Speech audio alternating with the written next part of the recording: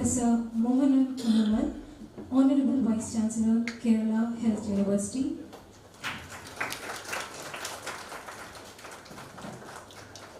And also to Professor Alok Kumar Chakravarti, Honorable Vice Chancellor, Guru Gasidas University, with a book.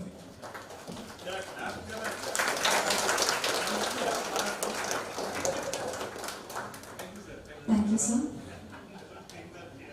Now it is time to illuminate this gathering with a radiance of knowledge. I request our Honorable Vice Chancellor and the guests and the dignitaries to come forward, light the lamp, symbolizing the triumph of enlightenment over darkness.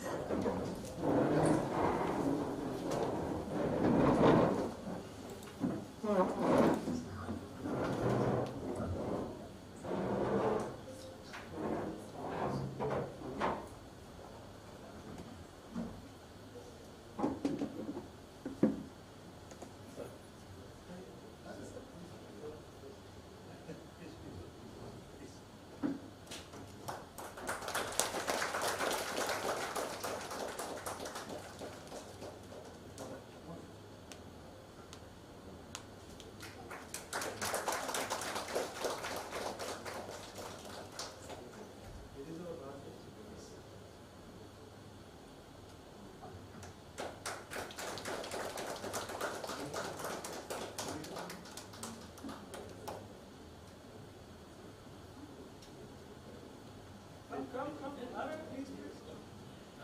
Come fast. Your beloved younger brother. Thanks, sir.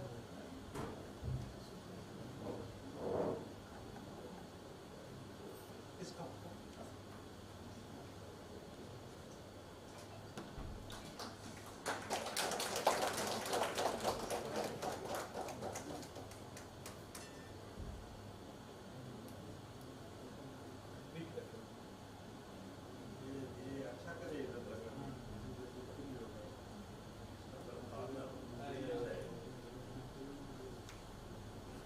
Please come.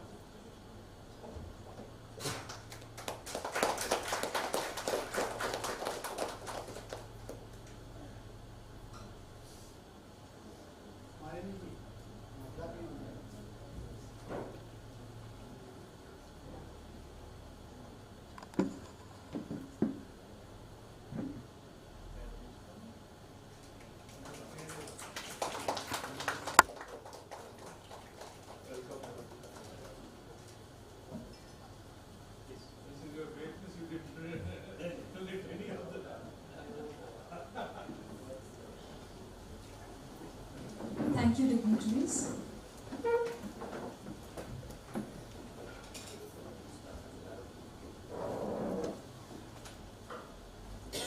Now let us all rise for the university anthem.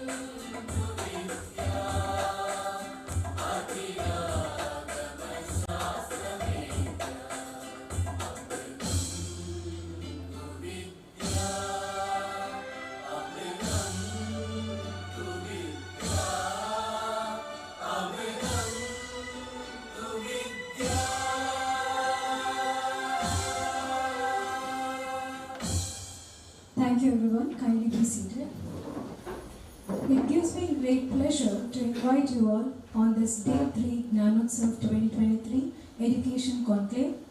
With a great pleasure, now I invite Professor Malini PM, the retired principal of NSS Training College, Pandalam, to deliver the welcome address.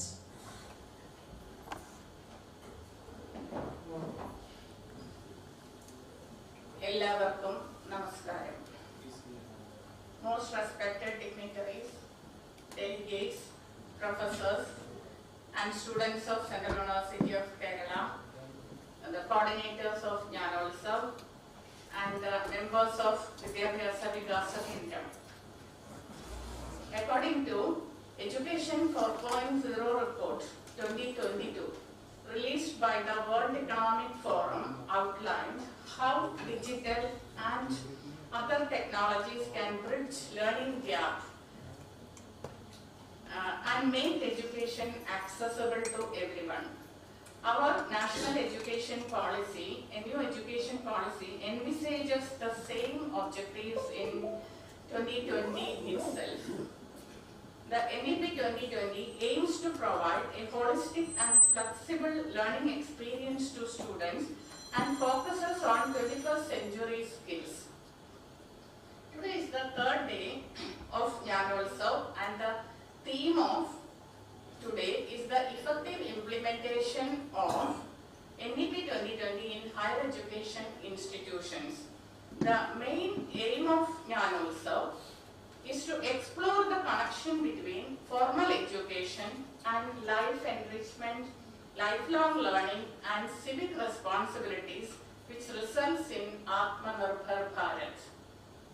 I am honored to be here to represent Vidyabhyasa Vigasa Kendram to welcome all the dignitaries and delegates to this higher education conclave. Central University of Kerala is known all over the country as a center of excellence, and the Vice Chancellor, Professor Venkateshwarlu sir, took charge of VC with a note of declaration that aim high and achieve maximum. And deliberations in these 2 days of Gyanotsavam reflects the vision and leadership of the Vice Chancellor of this university. On behalf of Vidyabhyasa Vigasa Kendram and Central University of Kerala, I welcome the Honorable Vice Chancellor to this program. Today we have honored to have the Honorable Vice Chancellor, Professor Dr. Mohanan Kunnumal sir, to inaugurate the program. He is the Vice Chancellor of Health University and also University of Kerala. Being a renowned expert in radio diagnosis, he won the award of the best doctor in Kerala state in 2016. It is a great pleasure to welcome such a great personality as our chief guest to inaugurate the conclave. On behalf of Central University of Kerala and Vidyabhyasa Vigasa Kendram, I welcome you, sir. We have an esteemed eminent personality to provide keynote address. Professor Alok Kumar Chakrabarty, Honorable Vice Chancellor of Guru Ghasidas Central University, Bilaspur. He is a gold medalist for graduation and post-graduation. Alokji is an experienced professor with a demonstrated history of working in the higher education sector. Professor Alokji's leadership initiates smooth implementation of various ambitious plans of Government of India, including NEP 2020, and he is always open to all good and innovative suggestions for the betterment of the university. On behalf of Central University of Kerala and Vidyabhyasa Vigasa Kendram, I extend a warm welcome to you. We have Sri A. Vinod, who is serving as the National Joint Secretary, Shiksha Samskruti Uthanyas, New Delhi. Vinodji is the ever-motivating personality behind all the activities of Vidyabhyasa Vigasa Kendram in Kerala. I welcome you, sir, with immense pleasure to meet you. Another eminent personality, we have another eminent personality, Professor C.G. Nandakumar, sir. He is a scholar in Indian knowledge system and retired professor of Cochin University of Science and Technology. He immense pleasure, I welcome you, sir, to this gathering. We have Professor Dr. Rajesh Kumar Verma is with us. He is the Joint Secretary of University Grants Commission. He started his career as a faculty of Atal Bihari Vajpayee Government Arts and Commerce College, Indore. On behalf of all gathered here, I welcome you, sir.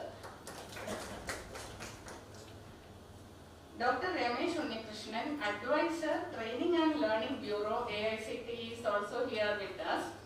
He is playing key role in formulating regulations and guidelines on online and ODL education, technical teachers training, SWAYAM courses in regional languages, pay scales and service conditions of technical teachers and other supporting staff in technical institutions of India. Immense pleasure, I welcome you, sir, to this gathering. Dr. Shiv Pradap is here for proposing the vote of thanks. I welcome Shiv Prasad ji to this program.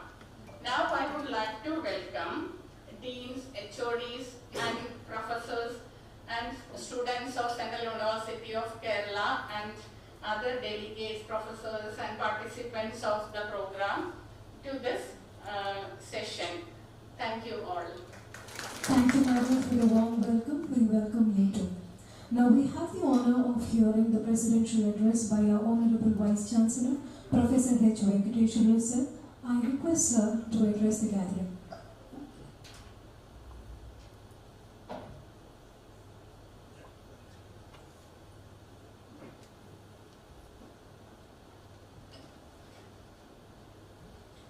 Yeah, very good morning, all the delegates, dignitaries, to the third day of Gyanotsav, a wonderful activity being carried out at the Central University of Kerala.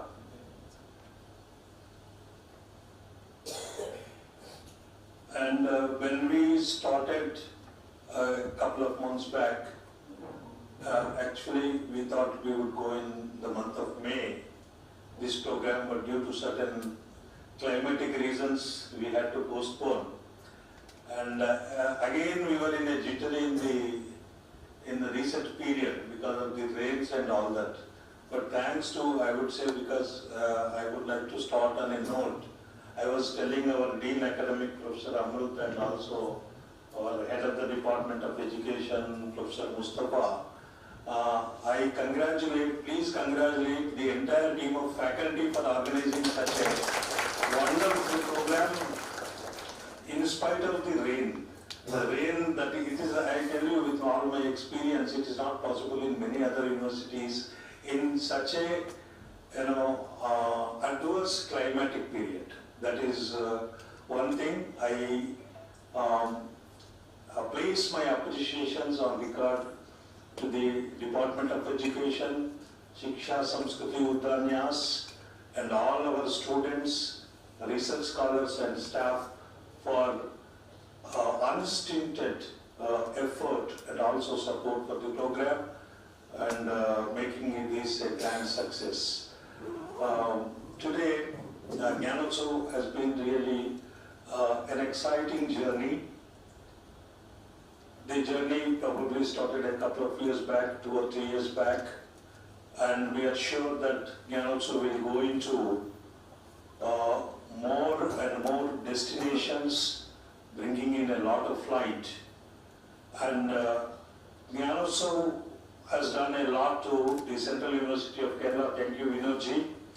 Particularly, I am very much delighted to have very eminent personalities. Today we have gone, I can say, multidisciplinary approach Gyanotsav has taken. On my left, our commerce professor, very eminent professor is sitting. On my right, medicine professor, doctor is sitting. So health university and then commerce professor. So they have come here from a very long way. Particularly, I should say about Professor Alok Chakraval, though of course he has been my very good friend for the last 3 decades or so. But he is one of the eminent Commerce and Management Strategies in Higher Education. Please give him a big hand. He has come all the way from Bilaspur, and he is an expert in the NEP related issues.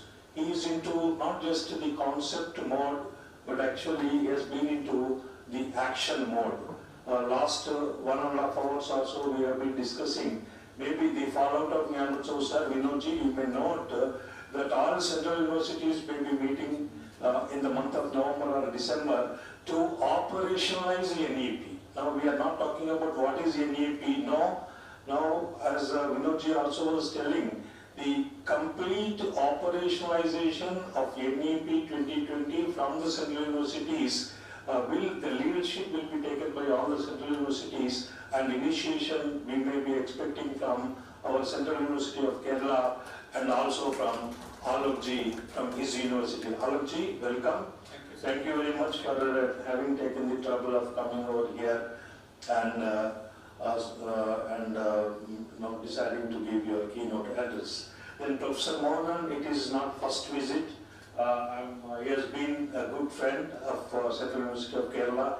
We take his advice, and he has been doing great in the state of Kerala, propagating all the best things of NEP 2020. Just now he was sharing all his, I don't know whether I can say, ordeals of a Vice Chancellor in managing 2 universities. Now he is not managing 1 university, but also he is managing a big university like Kerala University. He has come all the way, and he represents a professional education. That is, within the education, medical education is the most supreme, very premium, and also maybe very complicated domain which he is heading. So he must be having lots to talk to us.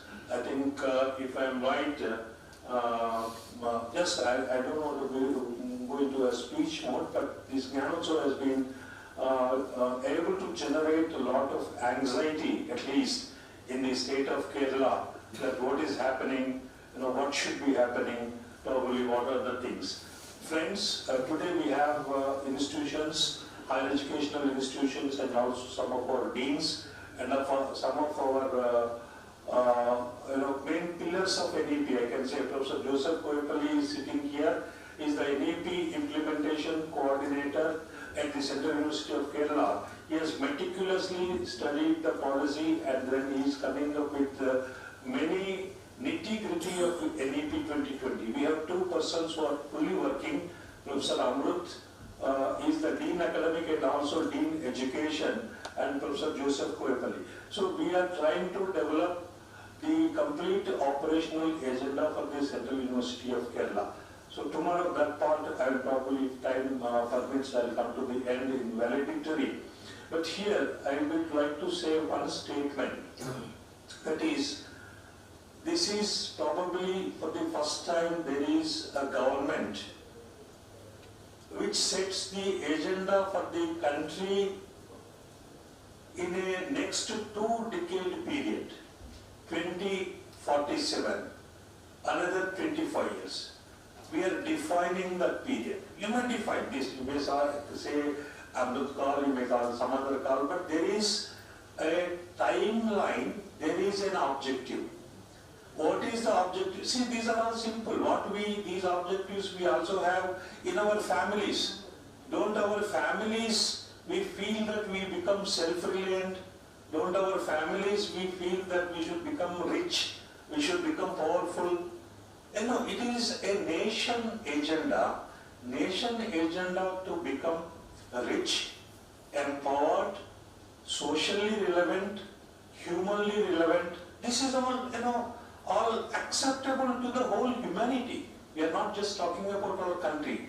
So, next 20 years, 2047, there is an agenda, and for that agenda, the government has given one instrument. So there is a shastam or say weapon which is placed in the hands of educational institutions. To achieve the target, it is not just one agenda, there are many instruments. But I would say as educational institution, as higher educational institutions, now this is the weaponry that we have got to pursue the agenda which is very acceptable. It's a very simple NEP 2020, we are just don't look at the school or higher education, don't look at the student, but this is the overall domain that is created by the national government, a perspective, and that perspective has to be understood, internalized, and to be pursued on by one and everyone, particularly we the intellectuals, we the socially responsible stakeholders, we the guides of the society. We are all, every individual teacher, I would even say every individual research scholar is a guide, has to be a guide to the society, is and also has to be a guide. Because tomorrow the agenda talks about the social, economic and cultural transformation of the country in the next 20 years. So there needs to be a social transformation, economic transformation and also cultural transformation. Now this is all possible through educational landscape. Now the question is, there is a broad domain kind of an instrument. How the instrument is to be taken into your own setting. Let's say we are talking about Indian knowledge system, and I see I am here in Kerala for the last 3 years. There are so many practices that need to be documented, that need to be spread, that need to become Indian practices. You know, the Ayurveda, what we are seeing here, the kinds of simple, maybe the practices, food practices, and certain other social systems, they can go from Kerala to elsewhere in the country. Now that's what we are talking about, Indian knowledge system. So this kind of festival, a knowledge festival, Gyanotsav, I am sure, will spread more light and will document. I was telling Professor Amrita and the team to come up with a very valid documentation and also a report of all the deliberations. Because first day, Governor set the direction, then we had a roundtable conference. Yesterday, Honorable Minister was there and she was talking about so many issues in school education, and then later schools represented, and today we have some institutions, and all these institutions will be presenting, and later we will be having a valedictory function. So this needs to be documented. Actually, in Gyanotsav, Vinodji, if it can set an agenda kind of a thing for the next 1 year or 2 years, I think we have institutions from UGC, University Grants Commission is there, and we have institution already, Vice Chairman was here, then we have one advisor from AICTE, we have an institution again from NCTE. So many institutions are represented here in Gyanotsav. It is wonderful thing happening along with the Vice Chancellor, set of Vice Chancellors. My congratulations again to Shiksha Samstha Udhanyas for organizing this wonderful activity on our campus.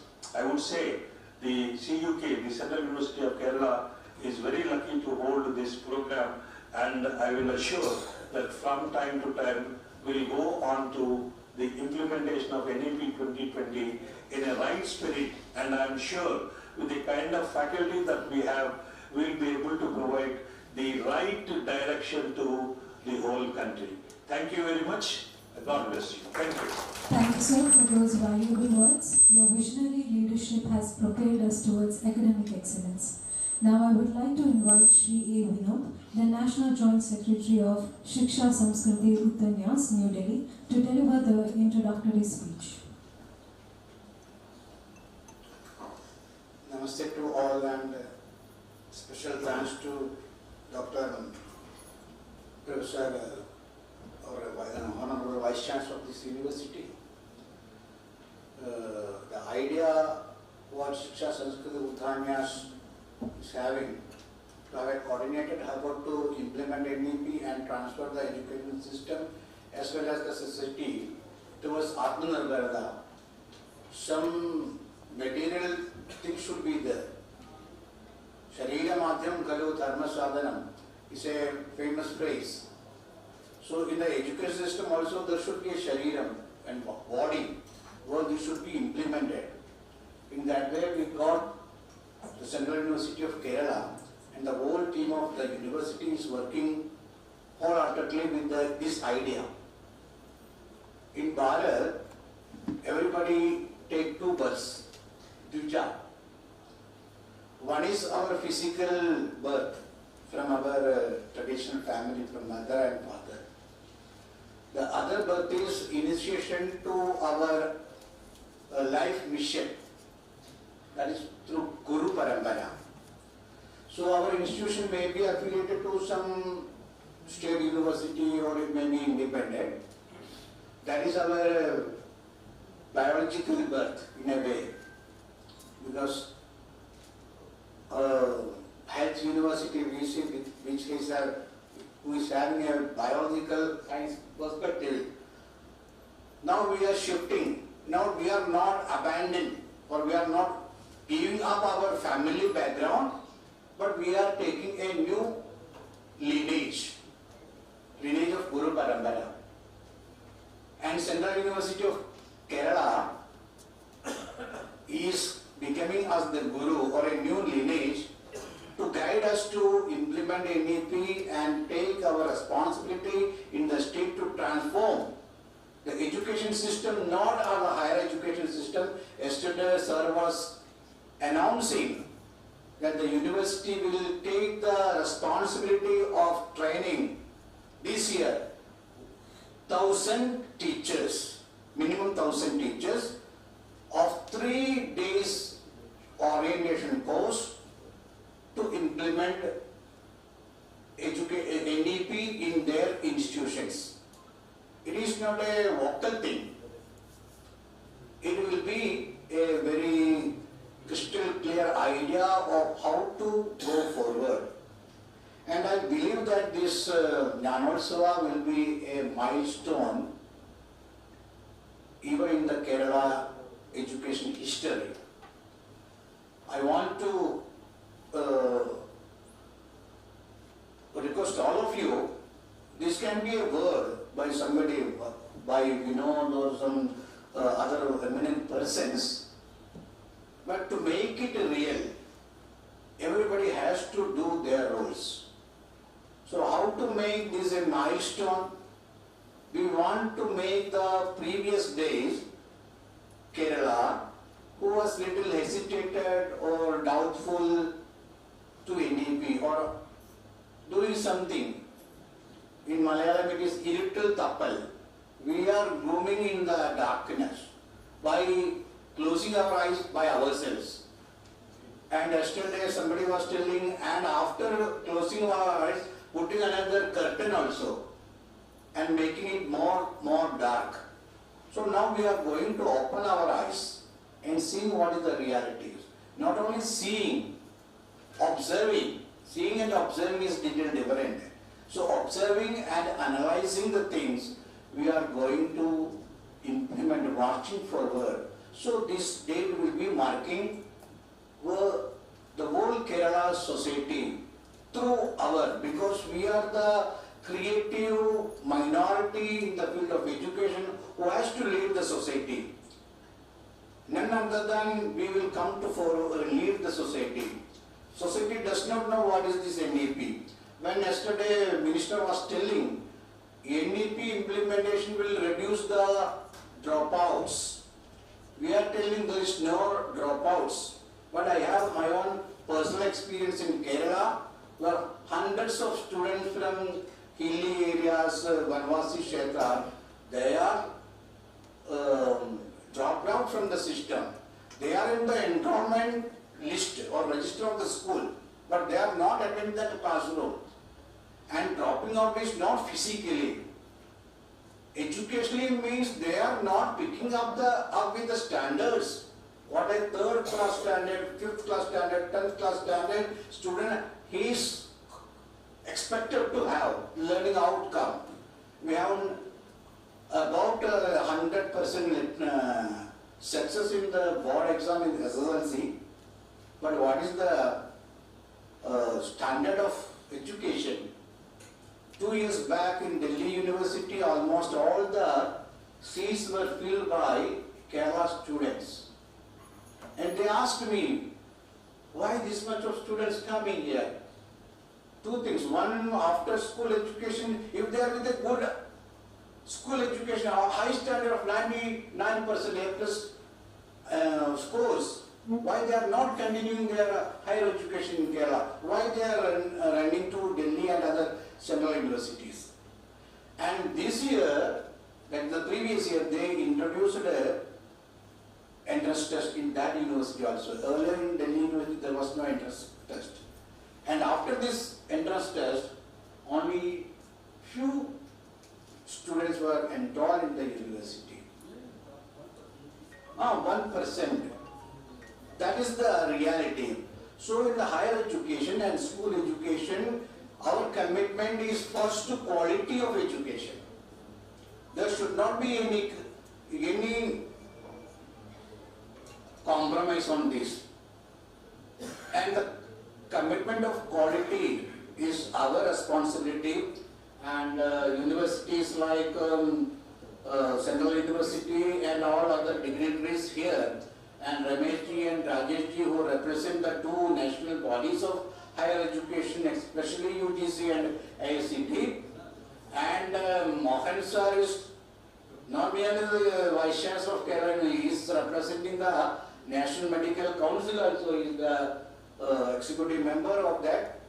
So, as a way, this conclave, 3-day conclave represented our governor, who is the Chancellor of the universities, and Education Minister of States for School Education, and NCT, NCRT, CBSE, KV, and ICT, and UGC, Medical Council of India, and the central universities. These 20-25 central universities will be making, or they will be emerging as the model, not for the state university, but the whole world for the coming generation. That is our concept of universities. In Alok Chakravarti's universities, when they are implementing this much of courses, how much they are taking care of the students. I have my own personal experience. They are providing free coffee and tea for every guest in the university. Students are serving. And when I visited them, they gave me a cup of tea, free in the entrance itself. Then I asked, what is the price? No sir, it is free.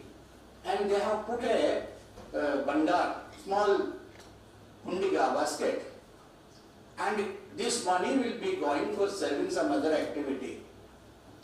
And then everybody, according to their will, they will put some money, as we put in the temples. And food is served by only 10 rupees in the university for everybody, not only for students and everybody. And our university premises, they are feeding their students. I asked them, from where you are getting the revenue? With the 10 rupees, you cannot give a good food. The teachers, the other salaried person, they are giving. In this way, they are made a very big model of social commitment and social sensitization, along with their high standard degrees, PGs and research.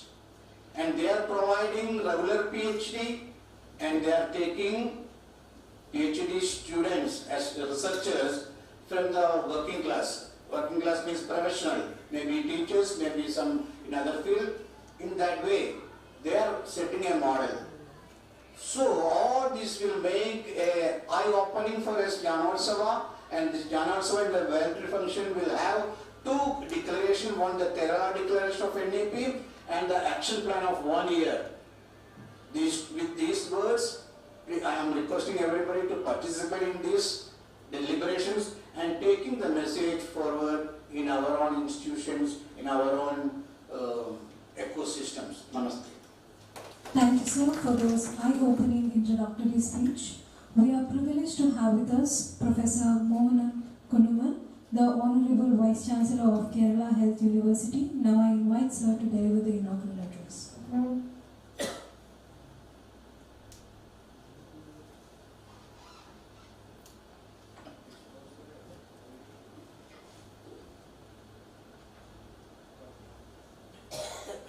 Very good morning to all. The president of today's function, Professor Venkateshwarlu, Vinodji, who has just spoken to us, National Joint Secretary of SSUN, Honorable Vice Chancellor of Guru Kasidas University, Professor Alok Kumar Chakrabarti, Professor C.G. Nandakumar, Dr. Shiv Prasad, Professor Malini, eminent teachers, and my dear friends. I'm extremely happy to be here in this wonderful function, Jnana Utsav, celebration of knowledge. And what else teachers will do? We have to celebrate knowledge day in and day out. And what is our main business, or only business? Our business is to create knowledge and disseminate knowledge. But then, sometimes we have to look towards us. Are we creating the proper knowledge? The knowledge required for the society wherein we are living, and are we disseminating the real knowledge which is needed by the students who seek the knowledge from us. I will tell you two examples. As it has been said, I am a radiologist, professional radiologist, medical man. And the largest conference of radiology occurs in Chicago. Radiological Society of North America, where about 60,000 people participate. And 4 years ago, the main theme was, will artificial intelligence make the radiologists disappear? So that was the main theme. It was discussed. Because with artificial intelligence, you can interpret any CT scan, you can interpret X-rays. So then, are we needed? So then, finally, the conclusion is that we have to de-learn and relearn. So radiologists, if this, as a profession will have to survive, we have to learn new things. So we are teaching something new which artificial intelligence cannot do right now. So we are doing interventional radiology, we are doing so many other things, and even today, because of that, radiology is still the sought after specialty in medicine. So the need, and we have to adjust. Now another example, some time back, I was in a flight and close to me there was a little girl, a Kerala girl. So I asked, where are you coming from? She said, I am coming from Pune. What are you doing? She said, I am studying BA. And I was amazed. You have gone to Pune to study BA? Why? Then she said, I wanted several subjects and it is not available in Kerala. I said, it's available in Trivandrum University College, it is available in Arts College, Women's College. We are proud about that. Then she said, I want to study environmental science, I want to study human rights, I want to study statistics, and I want to study politics all together. So I was a little perplexed and I asked her, where do you want to study all these things? She said, finally I want to go to the UN. I want to be an officer in the United Nations. So we don't have that basket. And which university is providing that? She said that university in Pune is providing everything. And I am paying fee. And she's a very brilliant student. I said, with this +2 marks, you would have come to medicine. She said, medicine is outdated. And she said, young girl. And she didn't know who I am. Then I said, why don't you go? And she said, Uncle, so I agreed. She said, I am very primitive. So I agreed. And little girl did not know who I am. And I didn't want to tell her. I said, I am a small doctor. She said, okay. But then, that opened my eyes. See, these are the students, and we are sitting with our shop with some BSc chemistry, subsidiary, mathematics and physics, and come, I have this thing. And these students are not interested because it's a useless course. Yesterday, a day before yesterday, we had a meeting in Kerala University where we are planning to introduction of 4-year course. And the Dean of Physics said, sir, people are not joining science courses. It's a shocking news. So, when we were studying, it was very difficult to get admission to science. And then, and I should have said, if you are not good enough, then you go to other goals. Now, they are saying that nobody wants science. So what are they doing? And then I said, so social science is complete. No, sir, 30% vacancies. So there are also vacancies. So Kerala last year, almost 30% of the graduation seats were vacant. Data. And then we say that students are migrating. So something is lacking. We are not giving what is needed. And in this context, we see this policy. The new national education policy comes right in this context, and that is its relevance. So, a change in education in radiology, this is new. This is new. Whether it is mentioned in new education policy or not, it is new. We have. And whether this, my little girl wants to study all these things so that she will reach at UN, she has a right to dream. In fact, I thought she was a school student. So she's dreaming, and maybe she will reach United Nations. So can we offer that? And that basket, and that is the question. And if you talk in an economic point of view, of course, a radiologist talking economics, I don't know what you will think. But then the point is, we know that 62% of Indians are between the age 15 to 59. So the people who can work. So that is the demographic dividend. And this great demographic dividend gives us 80 crore people who can work. So it's a great dividend. This 80 crore is double the total population of the United States of America. So that is the future. But then, suppose all these people are not educated. All these people are, in addition to that, drug addicts also. It will be a huge demographic disaster. So you are standing in between a huge demographic disaster and demographic dividend. You are standing, means we are standing. Who? We, the educationists.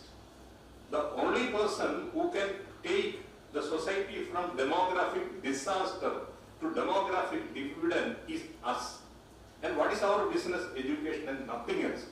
Of course, there are educators who are doing business and conducting teaching as a side business. I am not telling about them.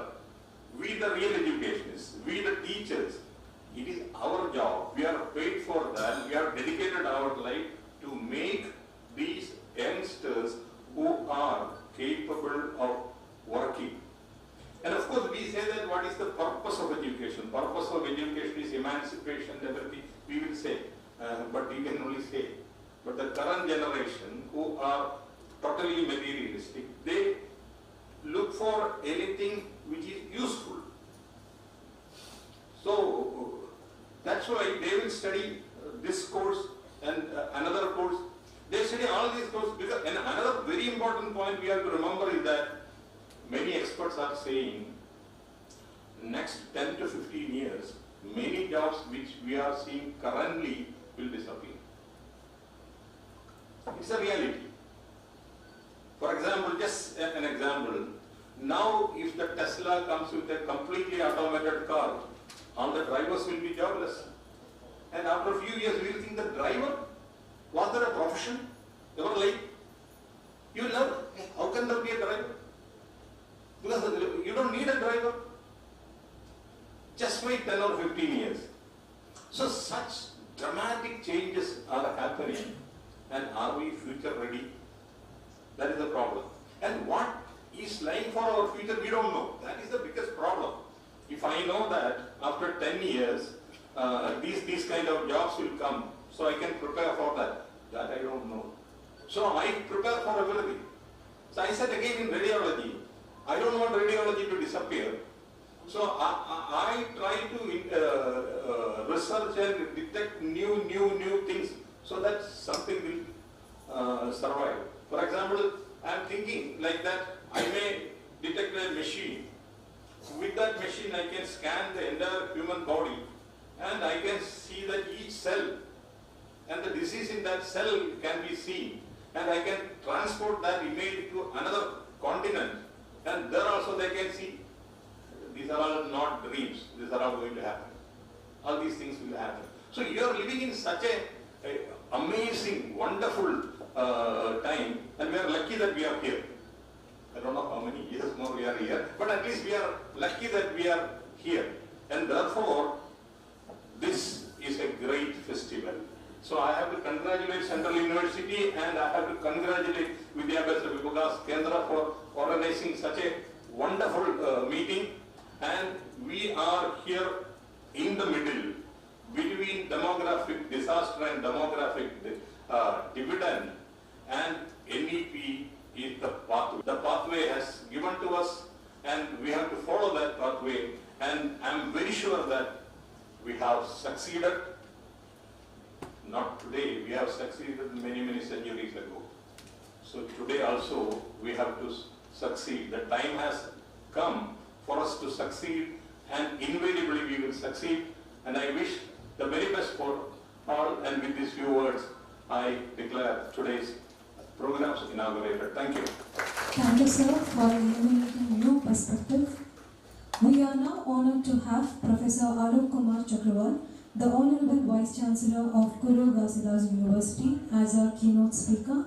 With great pleasure, I invite sir to address the gathering.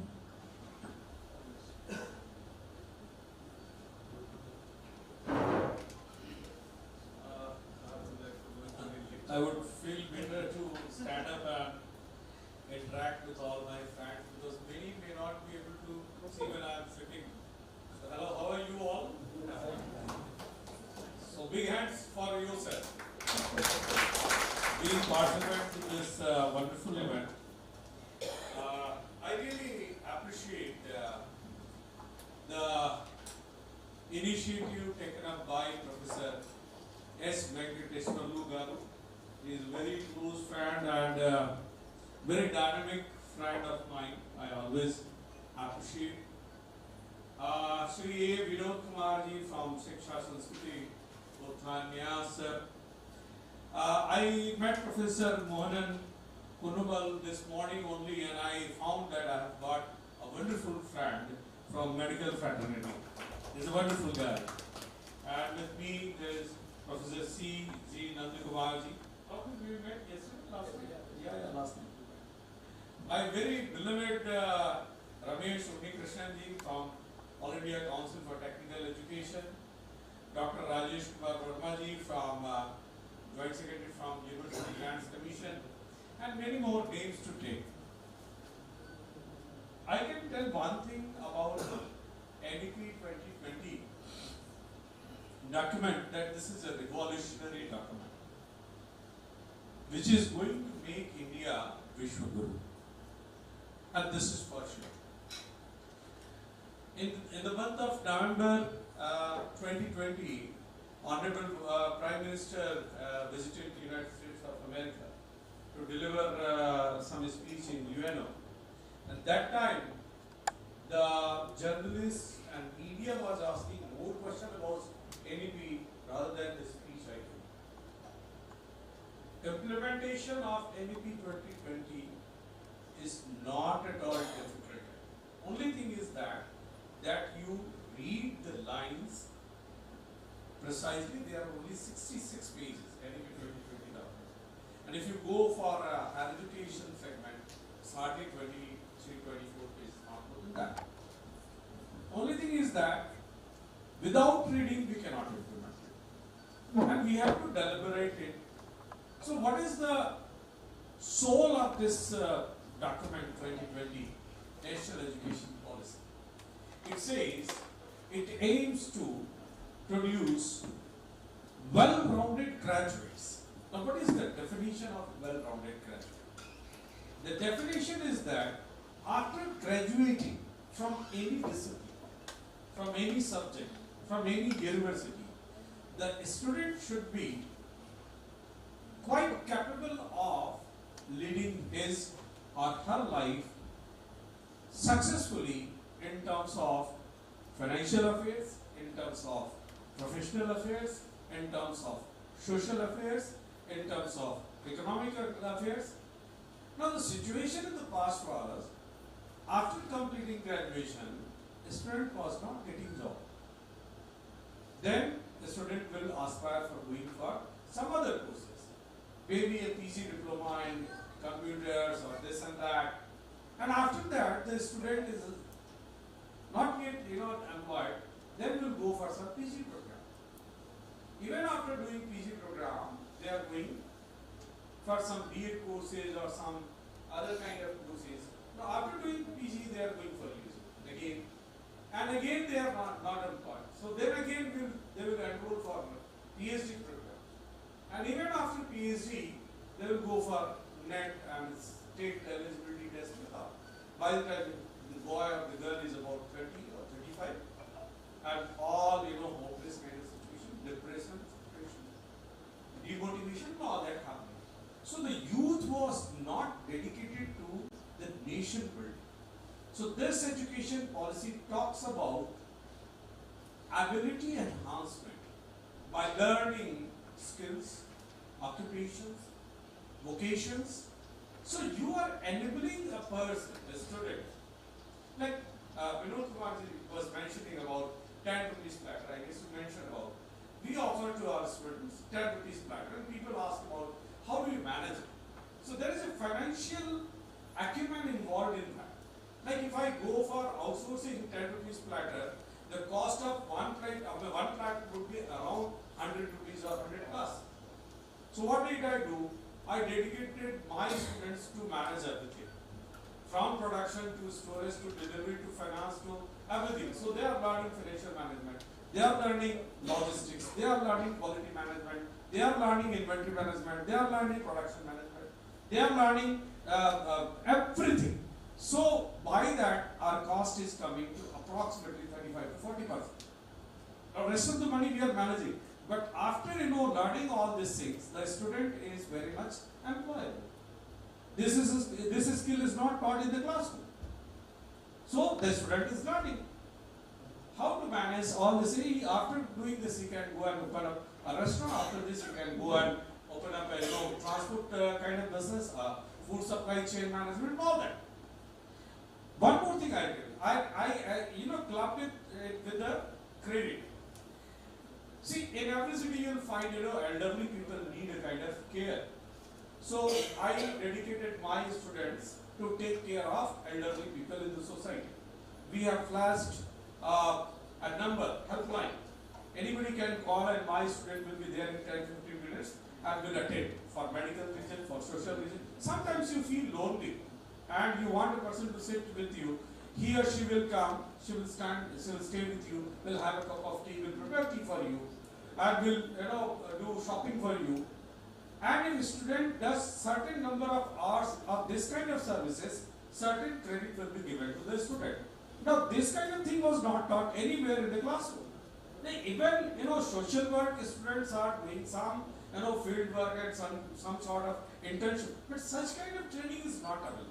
And we have already developed an app like Ola Uber kind of app. So that app will help, anybody can download it and book our volunteer service. They will go and do all this. So this is how we are implementing it. So we declared one Swavlambi Chhattisgarh Abhiyan or Self-Reliant Chhattisgarh movement. Now in that we developed a website. You can check it out. There any student can register himself that he is looking for a job, part-time job, where he can earn some money. Now by that way, the student is earning almost 40% of our university are self-reliant.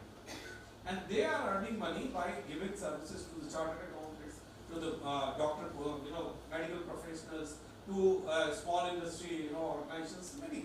And some are doing, their tuitions kind of, if they are not able to go and join that, they will offer that. And there is yet another, there are three segments. Then job mapping is there, ability mapping is there, then The requirement mapping is that, so the industries are getting registered on that website, and at the same time, volunteers are also getting registered. So some of the students are earning 1.5 lakh a month by this way, I think. This is the reality, and we have mapped. A student while studying is earning 1.5 lakh. This is the reality of Chhattisgarh Central University. Some student, I tell you, mushroom is a very simple thing. Mushroom can be produced anywhere. My students are producing mushrooms, and there is a long queue of demand item. We are selling out the mushrooms. We are selling out. I mean, there is. We have developed a kind of mushroom growing brick. This is a small brick. You can keep it out. Mushroom will be growing. You cut it and consume it. If you don't want, you put it in the freeze. It will not be growing mushrooms. So that kind of innovations are happening.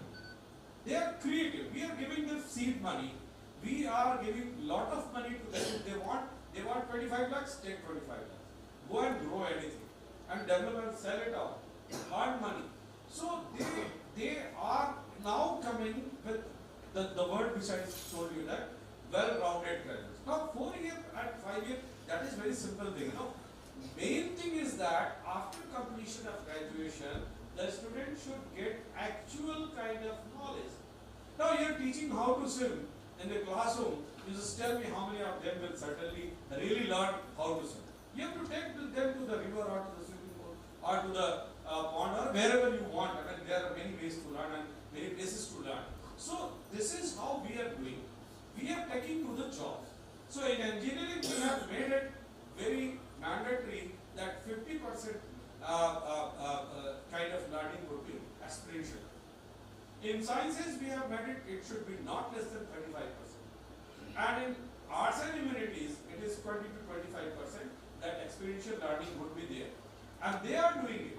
So that way it is happening. So NEP 2020 talks nothing much extraordinary. It's a kind of fuss and kind of created kind of misconception that it is very difficult.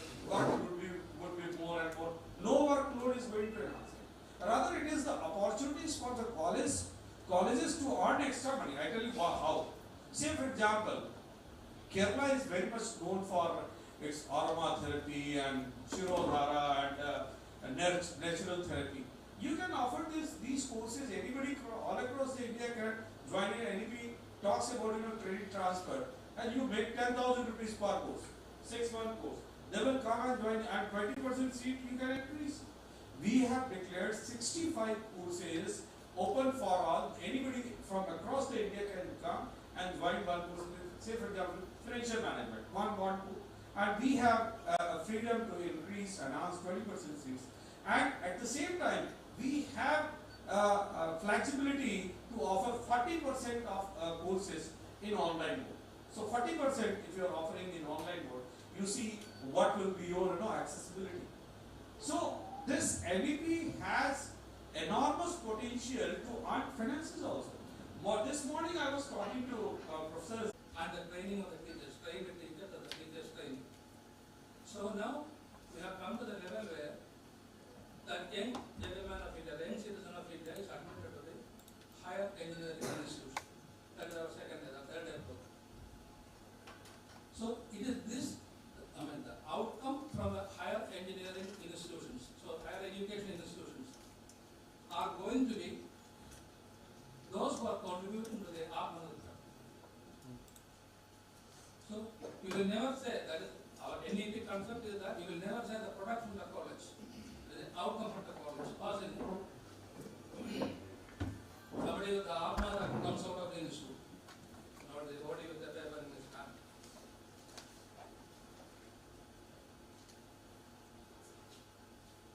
So this particular concept of Atmanirbhar, we had something similar or analogous to this some time back. That is freedom struggle, Swadeshi we speak. So how the Swadeshi concept by the Mahatma and how our Atmanirbhar are different. That actually speak on the essential Atma of that. In a very simple layman's language, I will say that Swadeshi was the promotion of the Swadeshi product, at the same time was something more than that, to the refusal of the foreign product. Whereas Atmanirbhar means there's only, the major slogan is make in India or vocal for the local. We speak or we plead for the local product. So this is one aspect. The other is, in Swadeshi we relied or Mahatma dependent on the trusteeship system. Whereas now the state is there and we accept the startup to produce and contribute. So it is in this context that we have to see it.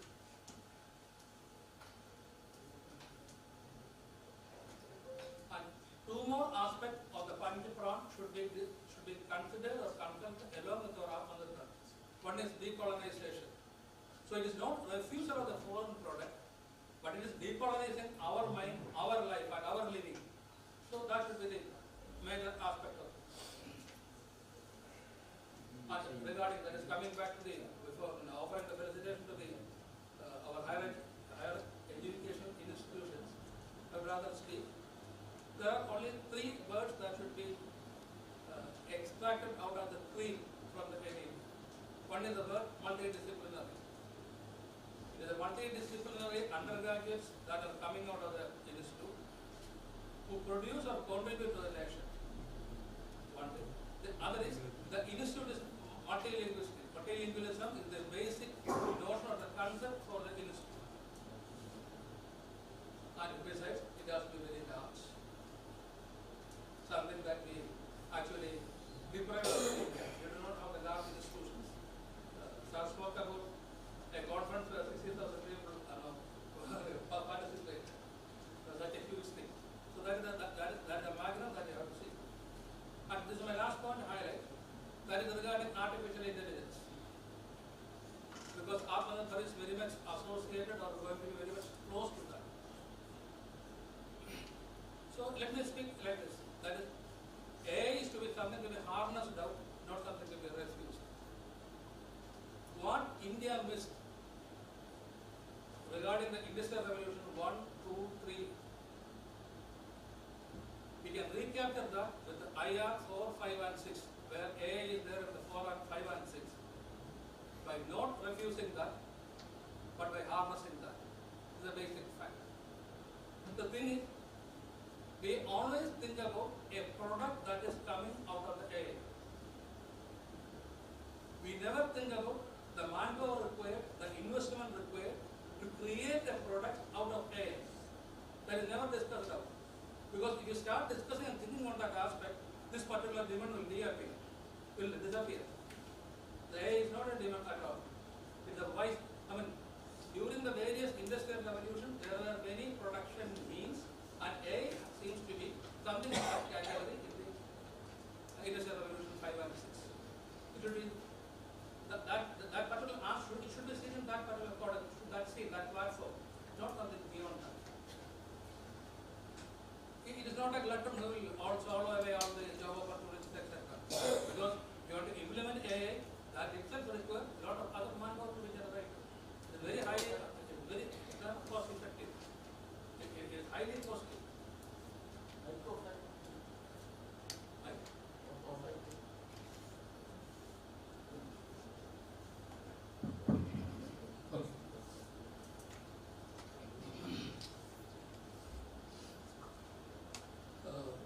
That is, let me speak something more on it. For example, you think about the chip, microchip. It is made out of silica, SiO2. Our sand contains a lot of silica. What do you imagine the cost of the chip? It comes from the cost of the chip is not on the material value, but by the technology involved in that. And this particular technology, AI, is so costly that we cannot bear with it. Or we have to keep it our own to see that. It should be our own product that we can price it for the value.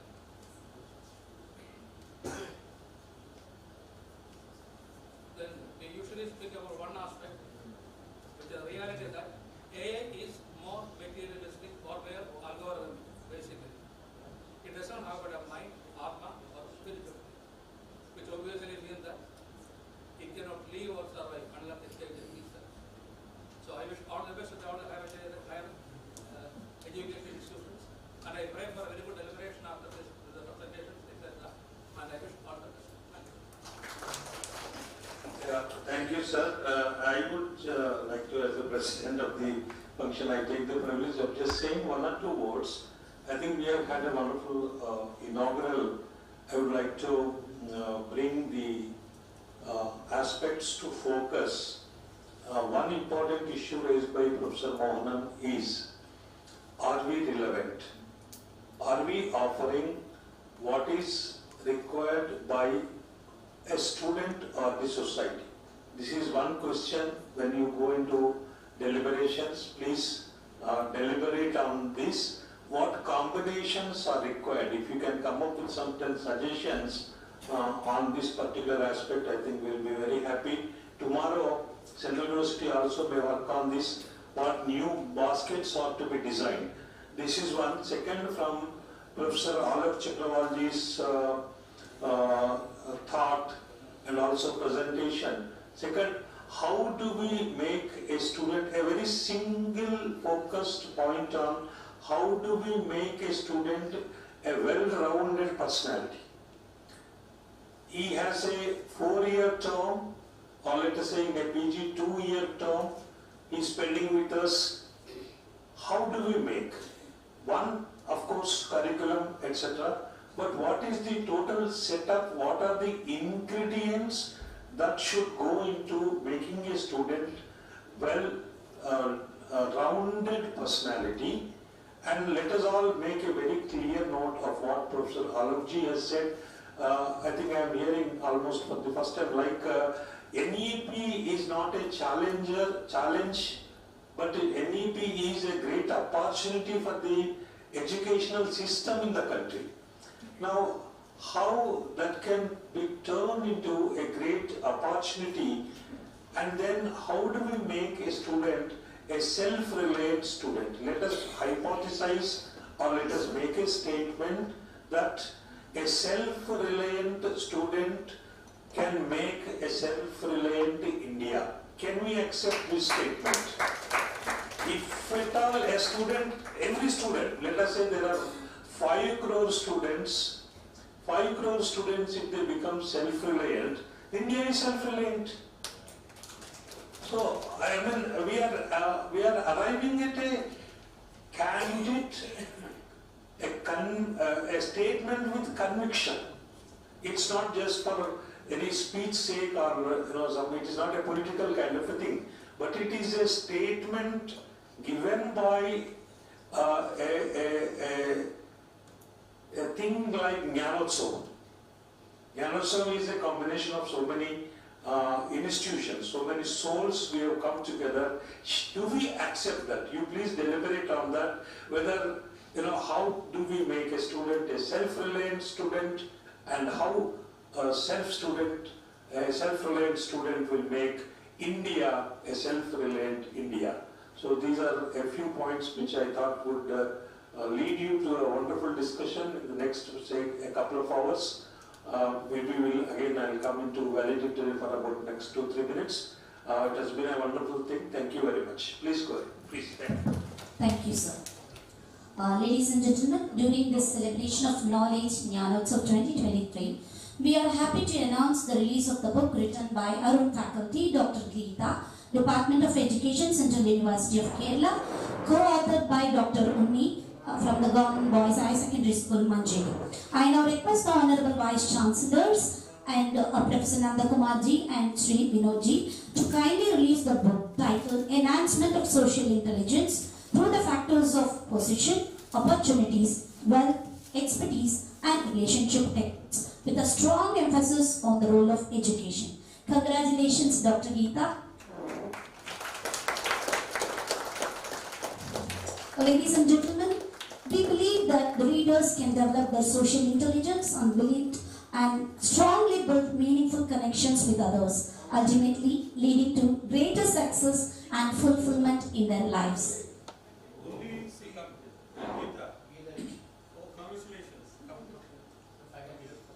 Congratulations to Dr. Geeta, Department of Education, Central University of Kerala.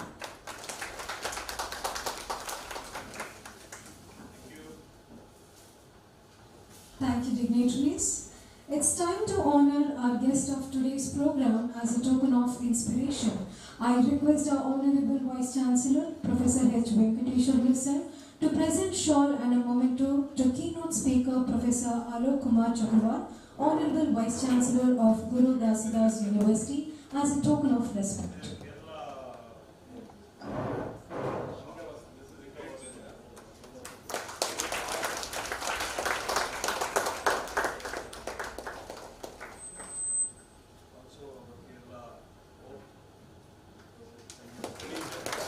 I also request our Honorable Vice Chancellor Sir to felicitate Professor Mohanan Kunduman, the Honorable Vice Chancellor of Kerala Health University, with a shawl and a memento as a token of respect.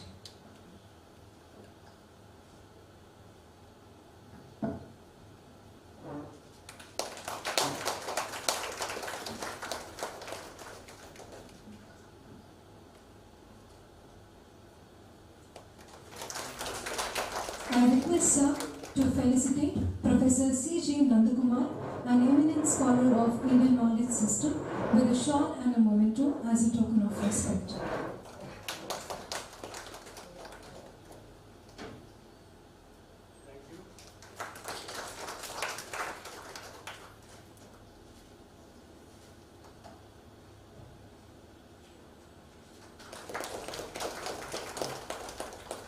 Thank you, sir.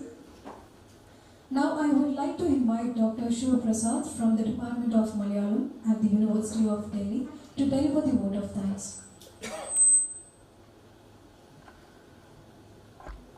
Good morning all. I came from Delhi University, but I am a Malayalam teacher in modern Indian languages and literatures, so I proudly say to in mother tongue Malayalam. കഴിഞ്ഞ ദിവസം കഴിഞ്ഞ ആഴ്ച ഡൽഹി യൂണിവേഴ്സിറ്റിയുടെ 100ാം വാർഷികം ആഘോഷിക്കുകയായിരുന്നു. ആ സമയത്ത് ലോകായത്തിനായിട്ടുള്ള ഭാരതത്തിന്റെ പ്രധാനമന്ത്രി നരേന്ദ്രമോദിജി ഉദ്ഘാടനം ചെയ്തുകൊണ്ട് സംസാരിച്ച ഒരു വിഷയം ഭാരതത്തിന്റെ ഏകതയും ഐക്യവും കാത്തുരക്ഷിക്കാൻ വേണ്ടിയിട്ട് നാഷണൽ എഡ്യൂക്കേഷൻ പോളിസി ഉപകാരപ്പെടും എന്ന് അദ്ദേഹം പറയുകയുണ്ടായി. അദ്ദേഹം പറഞ്ഞൊരു വാക്ക് ഞാൻ ഓർമ്മിക്കുകയാണ്. ഏക ഭാരത് ശ്രേഷ്ഠ ഭാരത് എന്നുള്ളത് നമ്മുടെ ദേശീയ വിദ്യാഭ്യാസ നയത്തിന്റെ ഏറ്റവും പ്രധാനപ്പെട്ട ഒരു മുദ്രാവാക്യമാണ്. അതിന്റെ ഭാഗമായിട്ടുള്ള പ്രവർത്തനങ്ങളാണ് ഡൽഹി യൂണിവേഴ്സിറ്റി നടക്കുന്നത്. അത് രാജ്യത്ത് മുഴുവൻ വ്യാപിക്കാനുള്ള ശ്രമം നടക്കണമെന്നും അദ്ദേഹം ആശംസിക്കുകയുണ്ടായി. ഇത് പറയുമ്പോൾ എന്റെ മനസ്സിലേക്ക് പെട്ടെന്ന് ഓർമ്മ വന്നിട്ടൊരു കാര്യം, 1888 പ്രസിദ്ധീകരിച്ചിട്ടുള്ള ഒരു നോവൽ ആനന്ദമഠം എന്ന നോവൽ, ആ നോവൽ അവസാനിക്കുന്നത് സത്യാനന്ദ സ്വാമികൾ അദ്ദേഹത്തിന്റെ ഗുരുവുമായി നടത്തുന്ന സംഭാഷണത്തിലൂടെയാണ്.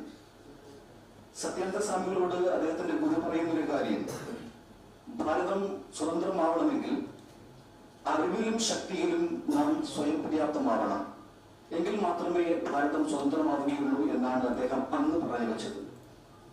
ഞാൻ ഇന്ന് അത് ഓർമ്മിക്കുമ്പോൾ എത്ര ദുരിതകൃഷ്ണത്തോടു കൂടിയിട്ടാണ് ആ എഴുത്തുകാരൻ, ബങ്കിം ചന്ദ്ര ചാറ്റർജി എന്ന് പറയുന്ന എഴുത്തുകാരൻ, ആ നോവലിൽ ഈ അവസാനത്തെ വാക്യം പറഞ്ഞു വെച്ചത് എന്ന് ഓർത്തു പോവുകയാണ്. 47 നമുക്ക് സ്വാതന്ത്ര്യം കിട്ടി, പക്ഷേ അറിവിലും കരുത്തിലും നമ്മൾ ഇപ്പോഴും സ്വയം പര്യാപ്തമായിട്ടില്ല. നാഷണൽ എഡ്യൂക്കേഷൻ പോളിസി വന്നത് മുതൽ നമ്മൾ അറിവിന്റെ കാര്യത്തിൽ സ്വയം പര്യാപ്തമാവാൻ വേണ്ടി പോവുകയാണ്. അതിന്റെ ഭാഗമാണ് ഈ പറയുന്ന ജ്ഞാനോത്സവവും മറ്റു കാര്യങ്ങളും ഒക്കെ തന്നെ. 2047 കൂടിയിട്ട് ഭാരതം അറിവിൽ സ്വതന്ത്രമാവും എന്ന ഒരു ആശംസയോട് കൂടിയിട്ടാണ് പ്രധാനമന്ത്രി അന്ന് ആ പ്രസംഗം അവസാനിപ്പിച്ചത്. എനിക്ക് പ്രതീക്ഷയുണ്ട് നമ്മുടെ വിദ്യാഭ്യാസ രംഗത്ത് നടക്കുന്ന മാറ്റങ്ങളെ കുറിച്ച് പറയുമ്പോൾ ഈ ജ്ഞാനോത്സവം അതിന്റെ ഒരു തുടക്കമാകട്ടെ, കേരളത്തിൽ ഒരു തുടക്കമാകട്ടെ എന്ന് ആശംസിക്കുകയാണ്. കൃത്യമായിട്ടും പറയുകയാണെങ്കിൽ ജ്ഞാനോത്സവം ദേശീയ വിദ്യാഭ്യാസ നയത്തിന്റെ ഒരു തുടക്കം കുറിക്കുകയാണ് ഈ കേരളത്തിൽ ചെയ്തിട്ടുള്ളത്. നമുക്കത് മുന്നോട്ട് കൊണ്ടുപോകാം. എനിക്ക് വളരെ സന്തോഷമുണ്ട് ഈ ഒരു പരിപാടിയിൽ പങ്കെടുത്തുകൊണ്ട് എന്റെ കർത്തവ്യം നന്ദി പ്രകാശിപ്പിക്കുക എന്നുള്ളതാണ്. ഞാൻ ആ കർത്തവ്യത്തിലേക്ക് കടക്കുകയാണ്. ഈ ഒരു ജ്ഞാനോത്സവത്തിന്റെ ഭാഗമായിട്ട് ഇവിടെ നടന്നിട്ടുള്ള ഉന്നത വിദ്യാഭ്യാസ യോഗത്തിന്റെ അധ്യക്ഷൻ ബഹുമാനപ്പെട്ട വൈസ് ചാൻസലർ പ്രൊഫസർ എച്ച് വെങ്കടേശ്വരനും അദ്ദേഹത്തെ എൻ്റെ വ്യക്തിപരമായ പേരിലും സംഘടനയുടെ പേരിലും എൻ്റെ ഹൃദയംഗമായിട്ടുള്ള നന്ദി അറിയിക്കുകയാണ്. അതുപോലെ തന്നെ ആമുഖ ഭാഷണം നടത്തിയിട്ടുള്ള ശ്രീ എ വിനോദ് മാഷ്, അദ്ദേഹം ശിക്ഷാ സംസ്കൃതി വിദ്യാഭ്യാസത്തിന്റെ ദേശീയ സംയോജകനാണ്. അദ്ദേഹത്തിന് എല്ലാവിധ നന്ദിയും ആശംസിക്കുകയാണ്. അതുപോലെ തന്നെ ഇന്നോഗ്രൽ അഡ്രസ് നടത്തിയിട്ടുള്ള പ്രൊഫസർ മോഹനൻ കുന്നുമ്മൽ, അദ്ദേഹം കേരള ഹെൽത്ത് യൂണിവേഴ്സിറ്റിയുടെ വൈസ് ചാൻസലറാണ്. അദ്ദേഹത്തിന് നന്ദി പ്രകാശിപ്പിക്കുകയാണ്. അതുപോലെ തന്നെ ഗുരുദാസിയ യൂണിവേഴ്സിറ്റിയുടെ വൈസ് ചാൻസലർ ബഹുമാനപ്പെട്ട പ്രൊഫസർ അലോക് കുമാർ ചക്രവർത്തി, അദ്ദേഹത്തിന് എൻ്റെ എല്ലാ നന്ദിയും അറിയിക്കുകയാണ്.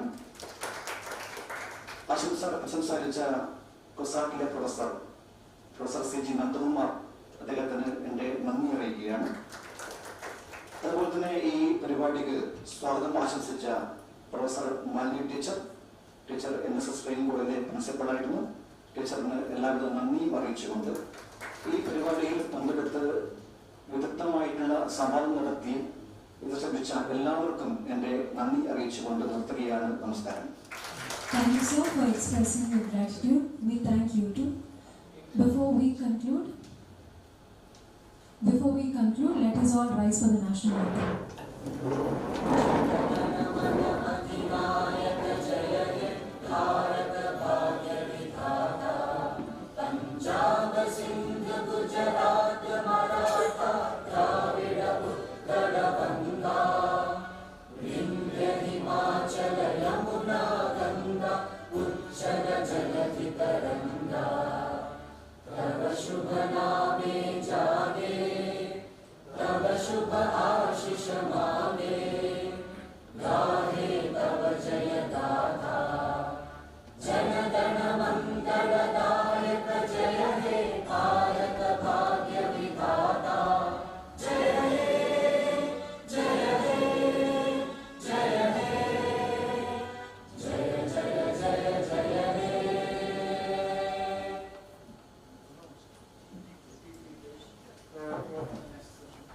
Thank you.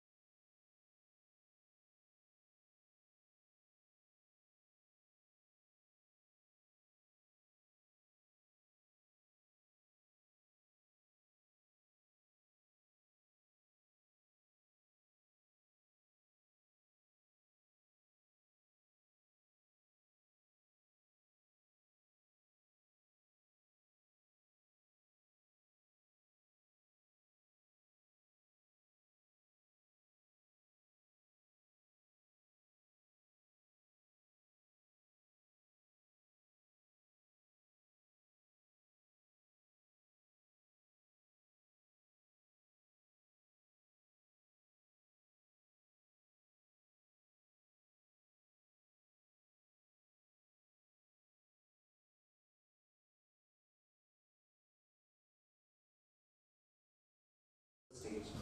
A diplomacy of values, a traditional healing system displays. Multidisciplinary aspect of NEP is focused on our concept. Health is a global concept beyond any borders. A method of survival is in our books and yet to be restored and revived. We at the Capital Center had various efforts. For example, an awareness class was held from a local environmentalist. We held a seminar on Kerala's herbology and its medicinal system, and the seminar accommodated for adaptation of ideals of Atmanirbhar Bharat to students of the department. It was held by the Gyanotsav team and the Nature Club of the department jointly. The seminar was followed by exhibition of various plant specimens. A botanical garden visit was also held, and hunt for medicinal plants was done last month. We also did a sapling donation drive for the spreading of awareness. A special seminar was conducted in relation with the Russian Center on the topic Importance of Kerala's Herbal Medicine System and its impact on Indo-Russian relations. A single point from here is said that in Russia there are 2 Ayurvedic centers and one of the centers' name is Kerala. It's a way to integrate between your discipline and between herbology. We also did a CUKCC birthday initiative in which a herb needed to be potted. I give to Kirtana to explain on plant. There are a lot of herbal plants available in Kerala. Today I am going to talk about the Shangupushpam. Its scientific name is Clitoria ternata. In Ayurveda, it's known as Aparajita. Blue pea, butterfly pea, Asian pea mix, these are also common names of Shangupushpam. This mainly helps in weight loss, detoxification, thereby purification of blood, and it helps to reduce hair fall. It's the best brain tonic available, and it has a cooling effect. And Tridosha, which means it will balance Vata, Pitta and Kapha of human body. This can be famously used for making a herbal tea, which is commonly known as blue tea. There are many herbal plants available in Kerala, and we must use of it. To conclude, though effective in the long run, the time of recovery in emergency cases makes it less popular a medicinal system. Last but not the least, it's always better to the fairer option to prevent than to cure and treat ailments naturally than artificially. Thank you. Thank you to the Capital Center team from the Central University of Kerala. These are the young department, UG department, am I right? Yes. Yeah, from the Central University of Kerala in Trivandrum. And I was telling them the other day, we have a glorious tradition. Agastya Malai is just next to that, where a place where a lot of herbs are found. And the Kerala contributed to the first, or one of the first major document on plants, the Mortus Malabarum. PTH then contributed a lot to that. And 1673, I think. And then also the European contribution to that is not is also counted. And that book became one of the 3 source books for Carl Linnaeus, the founder of modern or botany or what do you call it? Taxonomy. Okay, thank you very much. Please continue. Next we have Leslie Jacob, followed by Dr. C. Tilaganandan. Please be ready.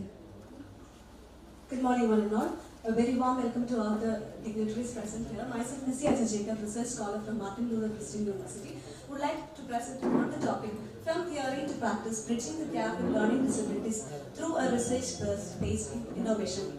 To start with, I would like to give a review on the IEP and NEP goals, which is so relevant to this topic. That is inclusive education, creating learning materials to support the learning needs of special children, and creating e-content in all regional languages. So as a combination of all these basic goals, I am here to introduce to an intervention module developed named Doorstep Intervention for Dyslexia, which is a research-based novel approach to enhance basic language skills of primary school children with learning disabilities in Malayalam. So if you see the scenario of the situations, we can say that at least 5 in an average school-sized classroom has specific learning disabilities. Irrespective of all these prevalence, there is a depth of intervention studies available in India, especially in the Malayalam language. So, seeing this relevance, we have put forth an objective to develop an intervention program in the Malayalam language for primary school children with dyslexia. So, moving on to the concept of this program, we have blended models of learning, including digital learning, homeschooling and individualized support, and we have integrated research-proven strategies like multi-sensory techniques, child-centered, self-paced and engaging parents with an all-inclusive kit delivered home, and we have incorporated all basic language skills like reading, writing, spelling and listening. And moving on to overview of the intervention program, as a product material, we have developed recorded videos, an activity booklet, flashcards, writing aids and evaluation sheets. And when we say specifically about reading skill development, flashcards, phonic-based worksheets, and word generation exercise and such activities were used. For writing skill, worksheets for coloring, tracing, connecting the dots, copying activities, sand writing, gamification of learning, and daily dictation tasks were used. These are the few samples of the worksheets used. And for spelling skill development, we have used letter R, and for listening skill, video recording and interactive story reading were used. And moving on to detail of digital art, this was the main highlight of this program. So basically, the ones who know Malayalam will understand. The most confusing letters were introduced with digital art. For example, the letter Ra in Malayalam comes in the word Param. So the Param means banana. So the peel of the banana was compared to the pattern of the letter Ra, so that the students with dyslexia can learn it better and retain it better. Okay, for example, letter Ha. It was compared, it comes in the word ahara, that means food. So it was compared to the concept of how the belly of a child gets bigger after eating the food. So the two arches of ha was compared to that. So like that, we have done a research with an experimental method, and we have found that it was very effective, and we have found the impact, including inclusive education and academic performance and a better self-confidence, and parents having a better understanding and ability to assist their children, and community impact of having a more of inclusiveness and promoting passion or empathy among them, and nurturing a generation of children with growing up in an inclusion mindset. There were challenges, but statistical report and testimonials were found to be effective. And looking ahead, there is much scope in this field, and I would like to thank for giving this wonderful opportunity to describe about this topic. Thank you. Thank you, Ms. for the presentation. One question. You are from Meghalaya, am I right? University, Martin Luther King University. And why are you specializing in Malayalam there? No, sir. Though the university is there, I have found that there is a research gap in Malayalam specifically. And when we take the field of learning disabilities... Okay, this is a field of your research. How is it linked to... I am a speech therapist, and I am taking research study in psychology department. Is it linked to any course offered? PhD, sir. At the PhD level? Yes. Not in the undergraduate level? Is No, PhD. Are you intending to develop it something like that in your university? I am taking PhD program, sir. No. Is it offered to any of the undergraduate students, any of these programs? What is the NEP outcome? That's why I'm asking. No, I was just introducing, because we have NEP goals here. Okay. So I was just introducing the program. Thank you. Next we have Dr. C. Tilaganandan, followed by Dr. Sudhir S. Mara. Please be ready for the next presentation.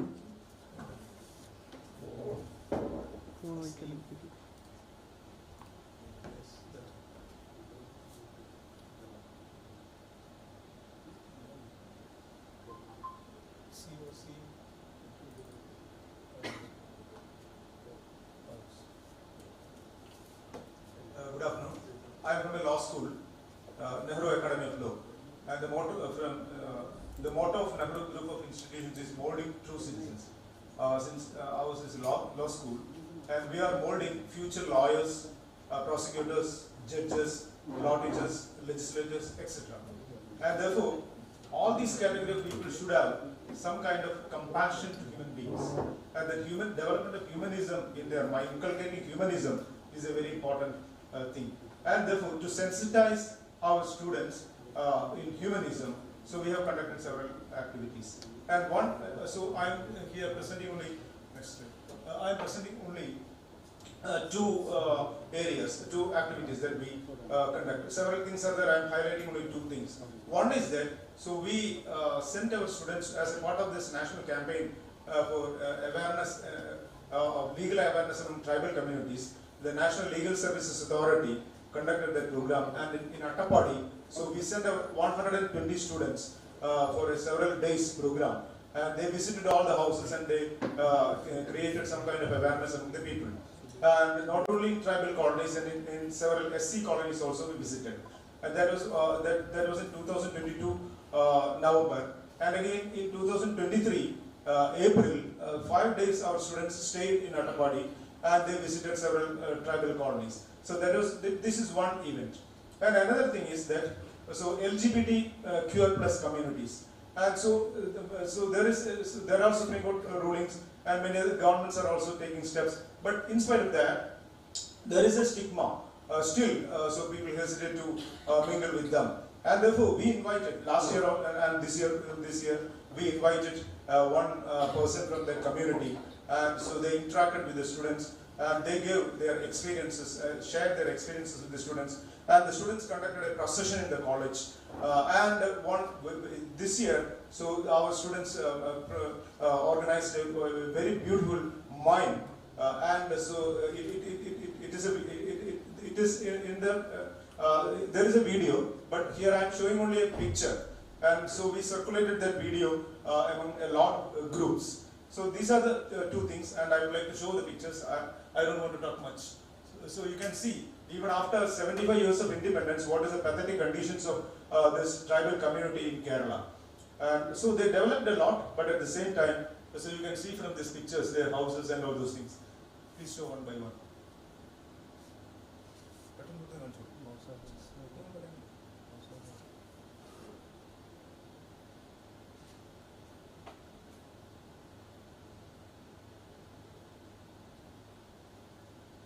I think you should have seen the picture of Nanjiamma. Yes, sir. Right.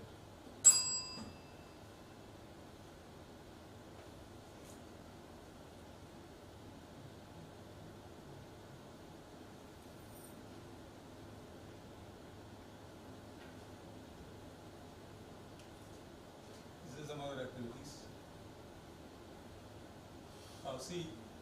So our group has, Nehru group has decided to adopt 25 students from tribal communities, to give them education in engineering college and also in arts and science college. So this is Anira Kabir, and she said she holds 3 post-graduation. She is from LGBT community. That's Anira. Thank you. Thank you, Dr. Tilakanandan, about explaining about the legal clinic service and tribal adoption schemes of the Nehru group of colleges. Thank you very much. Yes, next please. Next we have Dr. Sudhir S. Mara, followed by Dr. P.K. Nausha. Please be ready for the next presentation. I feel honored to represent the group of institutions again after my guru, Dr. Tilakanandan. Sir, I'm here to represent the holistic approach that has been introduced by the group of institutions in general and Nehru College of Engineering and Research Center in specific. Sir, Nehru Group of Institutions spans around the two states, Kerala and Tamil Nadu, and this is our founder. This is a conglomerate of institutions which comes under the umbrella of Nehru Group of Institutions. We have right from international schools to postgraduate studies, PhD, post-PhD studies. Sir, these are our leaders. Just wanted to share. I'm coming to the core of the presentation. This is the holistic approach that Nehru College would like to propose in front of this Augustonians. Sir, as we all know, a student gets only 1/4 of his education from classrooms. As the great shloka says, Acharya Padamadare Padam Shishya Sumedhaya Padam Sa Brahmacharibhyo Padam Karatramena. Narilonu Matram Varana Adhyavana Idil Nunamari. 1/4 come from self-learning, 1/4 from his teachers, 1/4 from his fellow students, brahmacharis, and 1/4 through his life experiences. Here, particular point we and so we have a wonderful approach, that is holistic approach, which is based on 5 major pillars. We have 5 major pillars, namely creative, physical, social, cognitive, and emotional, and we have dedicated programs, dedicated events, which will facilitate all these pillars. And by this, we will have a holistic approach towards student development. That is our proposal here, sir. Sir, coming to the creative, we have 3 programs: MSIT, TBI, and NECTAR. NECTAR is one of the first electronic conference in the state of Kerala. COVID പ്രഖ്യാപിച്ച സമയത്ത് webinar എന്ന് പറയുന്ന വാക്കോ അല്ലെങ്കിൽ ഈ പറയുന്ന online ക്ലാസ്സുകളോ familiar ഇല്ലാത്ത കാലത്ത് Nehru group of institution ആദ്യമായിട്ട് ഇറക്കിയ നെക്ടാർ എന്ന് പറയുന്ന കോൺഫറൻസ് ആണ് സർ. 2020 തുടങ്ങിയതാണ്. We have completed 4 successful versions now. TBI is a technological business incubator and MSIT is a national level scientific innovation and technological expo from Nehru Group of Institutions. This creates a creative culture among our students. Now coming to the physical approach, we have Bloom, NCC and Samanvaya. These are the programs which will instill the physical intelligence among our students. Now coming to the social commitment, we have Tirike and we have NSS. Again, as I'm given only 3 minutes, I'll just draft of the slide, sir. This is the third thing that we would like to instill. And coming to the cognitive approach, the student is a self-learner, he is a networking specialist. We have a very sound IEDC, we have business meets like Karma and Napier. Napier is a brainchild of me and my fellow department. These are the two applications. Nehru app for IT-enabled rendering, and perhaps Kerala's first podcasting education platform, that is Nehru Podcast. Now coming to the emotional, the student should be emotional well-being actually. അതിനുവേണ്ടിയിട്ട് ഞങ്ങൾ PK dream home ഞങ്ങളുടെ ഫൗണ്ടറുടെ പേരിലുള്ള dream home പദ്ധതിയാണ്. ഇതിലെല്ലാം കുട്ടികൾക്ക് ഭാഗഭാക്കാണ്. Students come play a very major role, and this is how we would like to have a holistic approach. അത് വെറും വാക്ക് പറയുന്നതല്ല. ഇന്ത്യ എന്ന് പറയുന്ന നമ്മുടെ മഹാരാജ്യം G20 രാഷ്ട്രങ്ങളുടെ അധ്യക്ഷ സ്ഥാനത്തേക്ക് വരെ ഉയർപ്പെടുത്തുന്ന ഈ ഒരു പർട്ടിക്കുലർ കാലഘട്ടത്തിൽ നെഹ്റു ഗ്രൂപ്പിന് മുന്നോട്ട് വയ്ക്കാനുള്ള വലിയൊരു ആശയം ഇതിന് മുൻപിൽ അവതരിപ്പിക്കാൻ കഴിഞ്ഞതിന് ചാരിതാർത്ഥ്യം മാത്രം പങ്കുവയ്ക്കുന്നു. ഞാൻ ഈ 3.5 മിനിറ്റിനുള്ളിൽ പറയാനുള്ള വലിയ കാര്യങ്ങൾ പറഞ്ഞു തീർക്കാൻ സാധിച്ചു എന്നുള്ള സന്തോഷം പങ്കെടുക്കുന്നു. താങ്ക് യു വളരെ thank you so much. Thank you, Dr. Sudhir. It was a wonderful presentation. On a holistic approach. One question that I want to ask, is it linked to credit? Sir, presently we are into affiliated university. ഞങ്ങൾക്ക് KTU പറഞ്ഞതിന്റെ അപ്പുറത്തൊന്നും ചെയ്യാൻ പറ്റില്ല. Once we are getting into the autonomous tracks, we will have the facility for all those things. ഇത് അങ്ങനെ ആക്കി മാറ്റണം എന്ന് തന്നെയാണ് ഞങ്ങളുടെ ആഗ്രഹം. With all your representations and with your blessings. Thank you so much. Now we have Dr. PK Naushad. For the next presentation, Dr. Abdul Qayyum, please be ready. Thank you.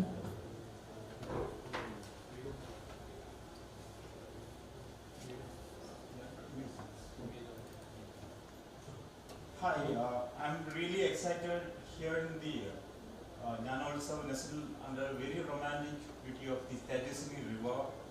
We have very ancient, as Governor told, it's not ancient, it's a continual culture here. And really,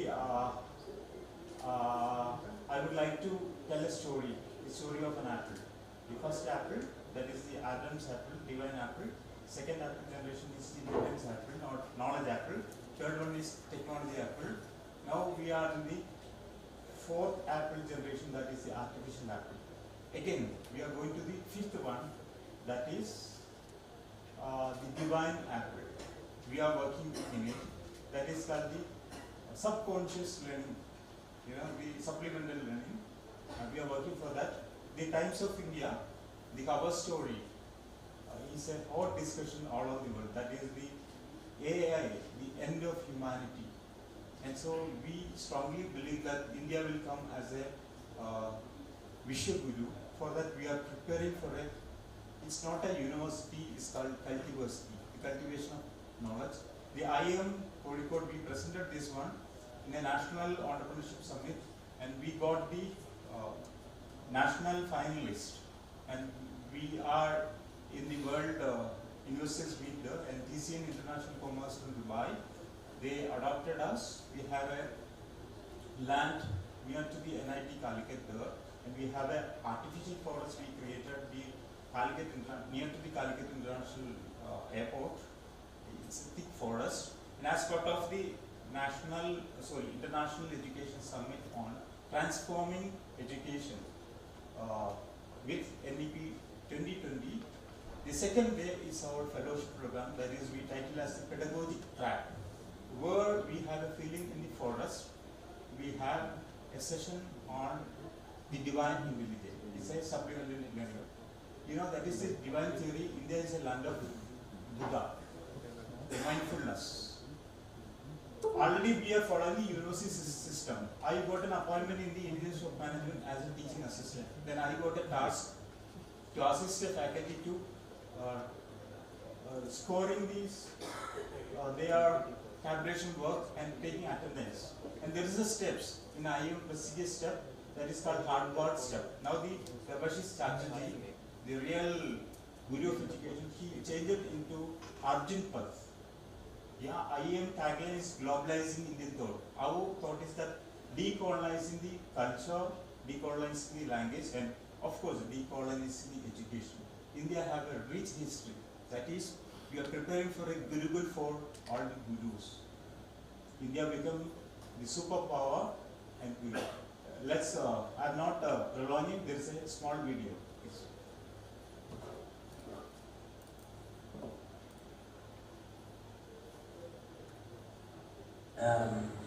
how you can see smiles of billion people.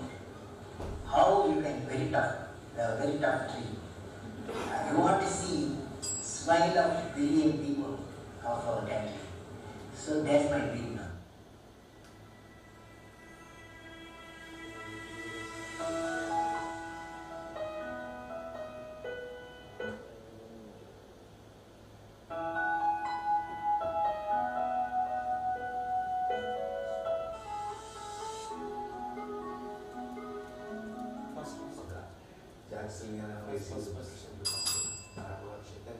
Has to be appreciated. And you are. But ask myself, where do I begin? Thank you so much. Thank you, Dr. Gyanotsav. We have to learn much more about this dimension because you are looking into the cultural diversity and offering as a divine apple. Right? Yeah. Okay, and of the decolonizing of modern education. This is what you are aiming at. With the help of the, you are also looking in the post-retired intellectual capital that we have. Okay, so we will learn more about that. In a simple sentence, the beautiful NAP document, the main attraction for me that India-centered education. Right. We have to back to future. Right. Thank you, sir. Thank you. Now we have Dr. Abdul Qayyum for the presentation. Next will be Dr. Sujit Verma K. Please be ready.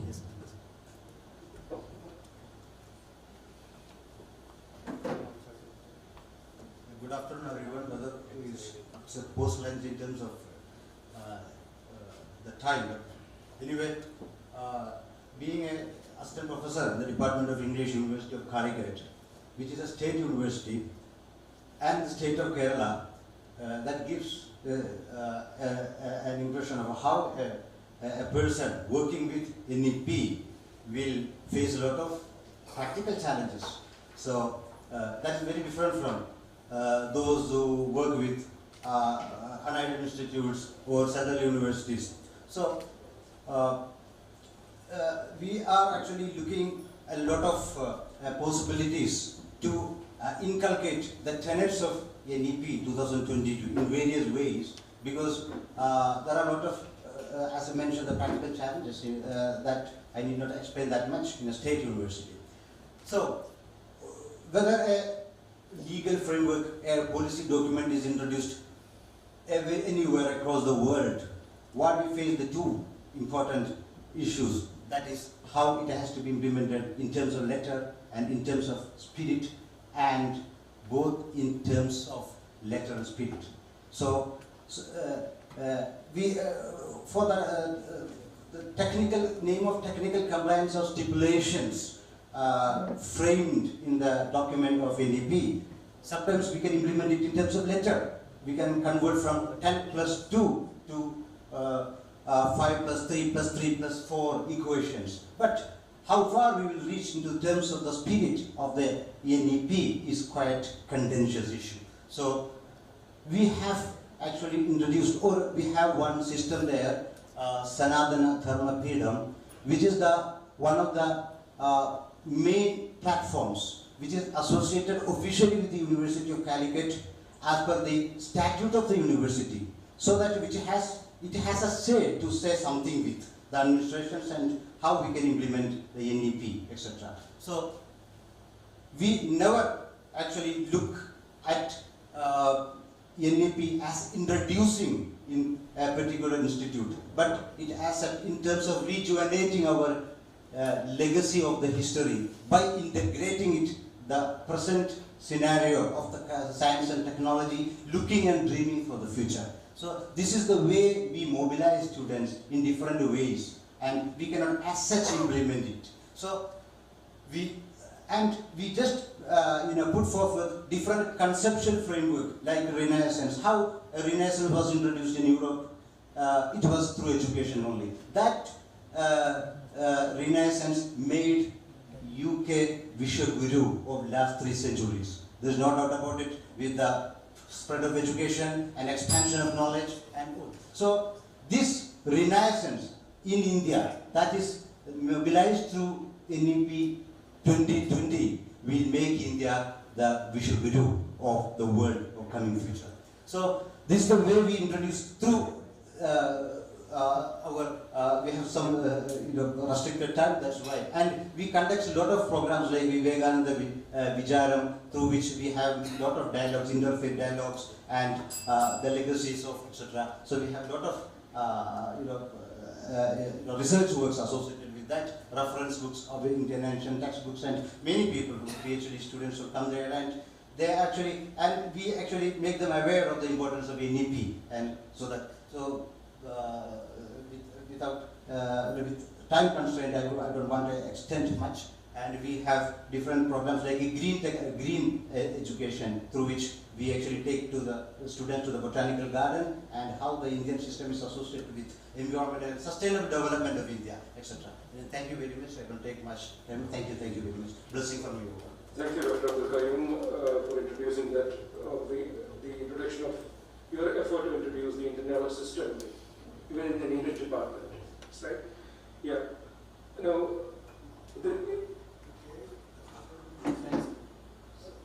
chair is associated with Sanskrit, but then you are taking it up, some of the programs.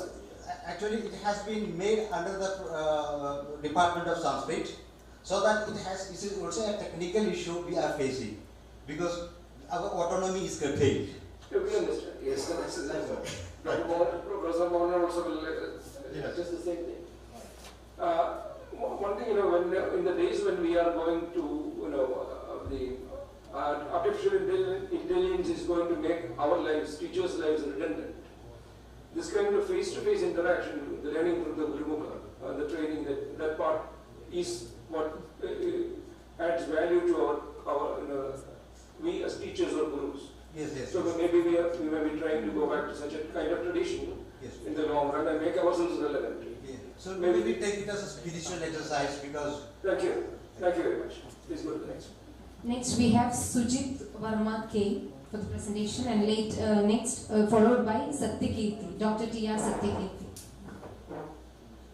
I am Dr. Sujit Verma, Principal National Faculty of Pharmacy, and I am representing the KMCT Group of Educational Institution.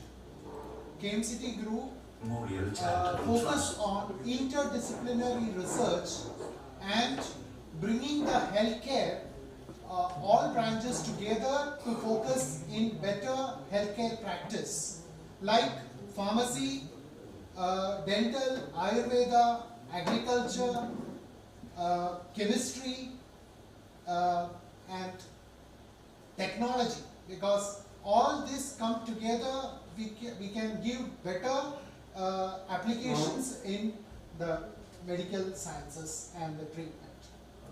And we also develop our students to become entrepreneur, not as a job seeker. We put them to become a job providers.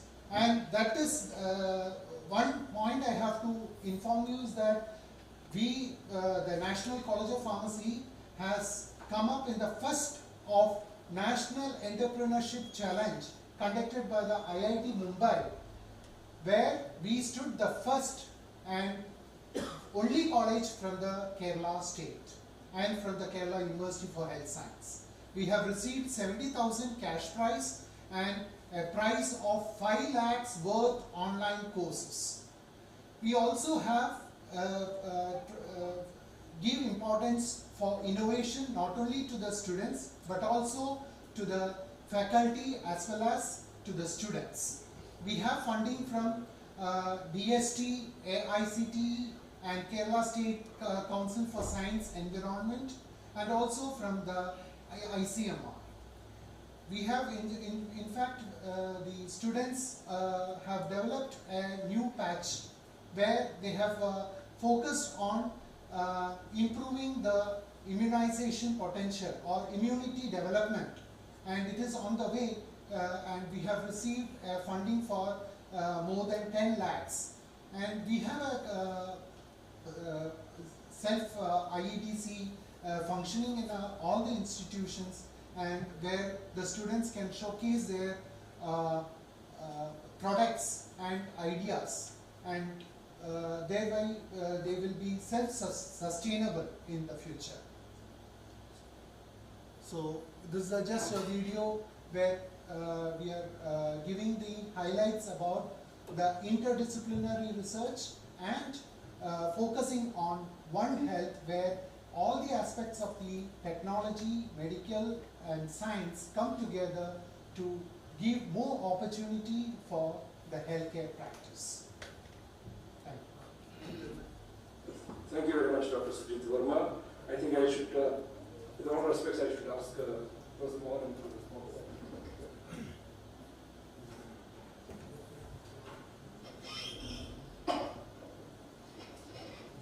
Thank you for the presentation. Because KMCT is one of the affiliated institutions under Health University with regard to health professional courses. But then you have other courses which are affiliated to, I think, Calicut University. And so I understand that with all together, the entire basket you are trying to become yourself an university. That's also, I know. But basically, what we can offer to a student, that is a very big question. So, and that you have been addressing it rightly well, but then we may have to go further so that this, in fact, each college, each university should feel that it will subsequently become a destination. Because our students go to various countries because seeking a destination. We are not going to a country. We are going to a university or a college in that country because we think that it's a destination. So that should be our aim, as it has been rightly said. We have been Vishwaguru and we have to reclaim that title. And that title can be reclaimed when we become a sought after destination. That's it. Thank you. Now we have Dr. T.R. Satyakirti for the presentation. Dr. K.P. Anil Kumar, be ready for the next presentation.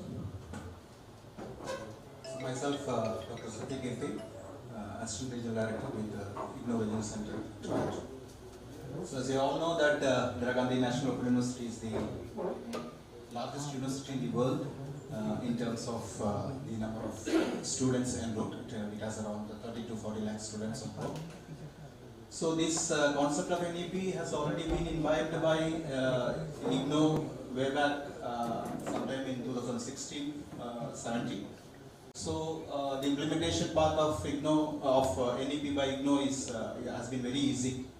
So as of now, the Ministry of Education has given us a task of conducting a professional development program for all the college teachers and university teachers across the country. So there are around 50 to 16 lakhs teachers who are teaching in colleges and universities. So we are doing this professional development program. As of now, we have completed training for these the teachers and the university teachers and colleges for around 2 lakh teachers. But still, there are many teachers who are to be educated in this particular national education policy. And so this particular professional development program, which is of 36 hours duration, can be done online, and it is more flexible, and it takes around you can complete it within 6 to 9 days. So I invite all the teachers and college teachers as well as university teachers to take up this program so that they get well acquainted with the National Education Policy 2020. So this particular program is being offered by IGNOU. It's online, so you can access it. So these are the links for the program. So this is the content, and it is being assessed also. You will be getting a certification for this. So this is being conducted by all the regional centers across the country. We have around 57 regional centers. So all the regional centers are doing this work. Is this program going on, or a program will be offered through the SWAYAM platform? Yeah. It's being offered by the through the SWAYAM platform. It is being offered. It's being offered. It's being offered. Not the last slide. No. No, not the last time. So it's being offered. We have already trained 2 lakh teachers across the country. So it's being continued. So this is the course structure, program structure.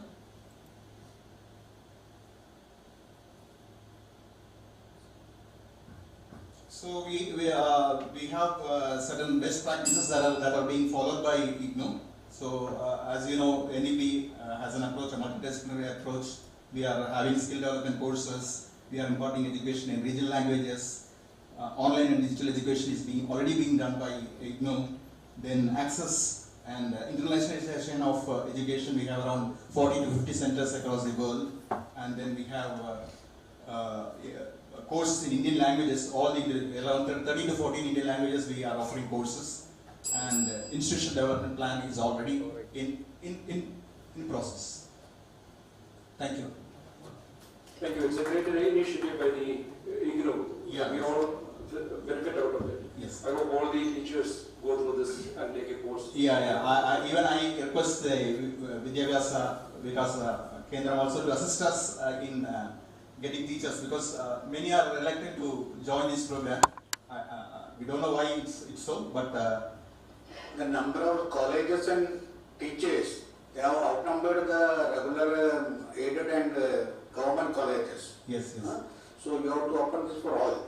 No, yes. we have already returned to the state education minister, yes. to the secretaries, etc. But still, teachers are not coming up to take this program.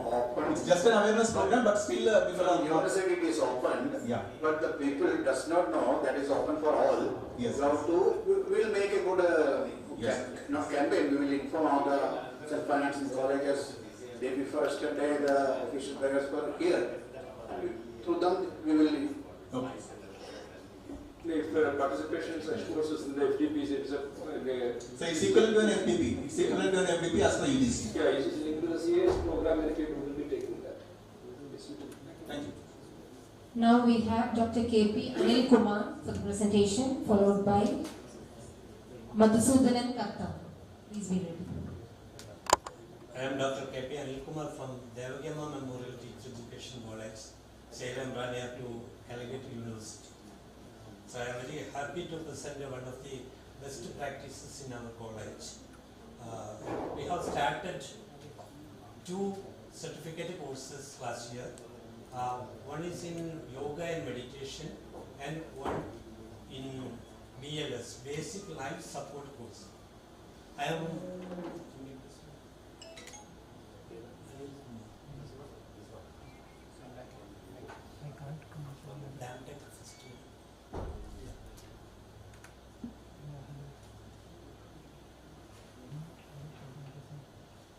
So it is a course in BLS, Basic Life Support course.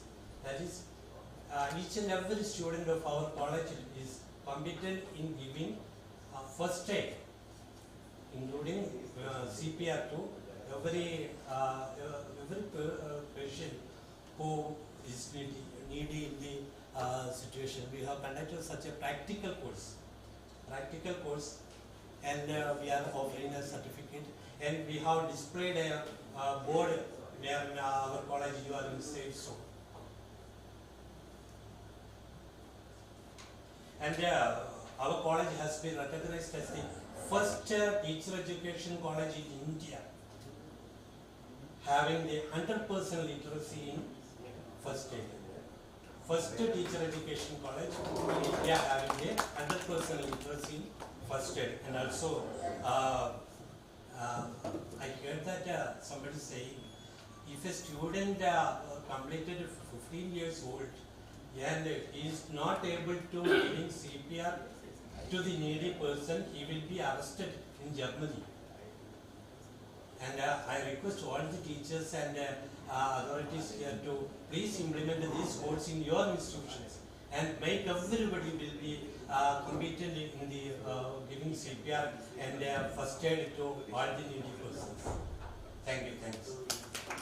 I will tell you a similar thing in Madhya Pradesh, Sagar, there is a private university, Vivekananda University. They are offering disaster management course techniques for all the students, and they are giving the service, free of service to the whole Sagar area. Wherever any disaster, accident, anything happens, the students and faculty members will be rushing to that place. They have their all equipments also. Very good initiative. That is Atmanirbharata. That is the role of education institutions for social transformation, social support. Very nice. Congratulations. Thank you, thanks. Yeah, this is the kind of feedback that actually what we want. What exactly is the best practices in your university, and how can we all go through, emulate it, and share and support each other. Thank you very much. Now we have Madhusudanan Karta and followed by Manoj K. Please be ready. Yes, me from Government College. Our Government College is situated near Thrissur, 8 kilometers away from Thrissur. Named after our former Chief Minister Sri C. Achurangan. Along with the university course, our best practice is that we are offering an add-on course, especially from 3:30 to 4:30. Our add-on course may be data science or digital marketing, stock market operation, or sometimes Indian maths for competitive examination like that. And out of this, Indian maths for competitive examination is a very needy course. That means every year we are offering these type of course. And the students in government college, they are not interested in sitting in regular class, but they are very interested to sit in 3:30 to 4:30. And normally placements in government college may be very inactive, dormant, but these students can clear some of the public examination like IBPS exam, staff selection examination, with the ability of the Indian maths, that means solving question using Indian maths. So every year we are providing these type of courses. Some of the courses are, that means some of the classes are taken by our alumni because we don't have the practical knowledge how to operate the stock market operation or how to make digital marketing like that. Some of them are taken by our former alumni without any cost, or that means they are offering their classes free of cost. So this is the point I want to pinpoint here. Then along with that, our faculty member like Dr. Unnikrishnan, he is a very prominent faculty in Vedic maths. He has written around 2 or 3 textbooks regarding Vedic maths. And along with that, I like to mention that last year in December 21-22, there was a meeting in SCMS College, Bharatiya Ganita Mahotsav. So one of the organizers was our college, Sri C. Achurangan Government College. So with this, I like to conclude. This is the point I want to mention. Add-on course. Okay, thank you. Yeah, great. It's a wonderful initiative, Dr. Madhusudanan Karta.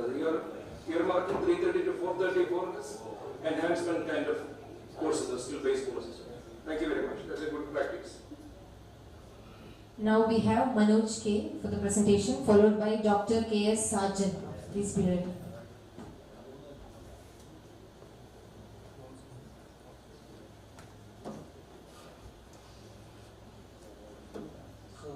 Good afternoon to one and all, respected chair and all the dignitaries. On behalf of E. Sridharan Center for Life Skills Education, I am presenting one PPT. So that center in our university conducting 2 types of courses.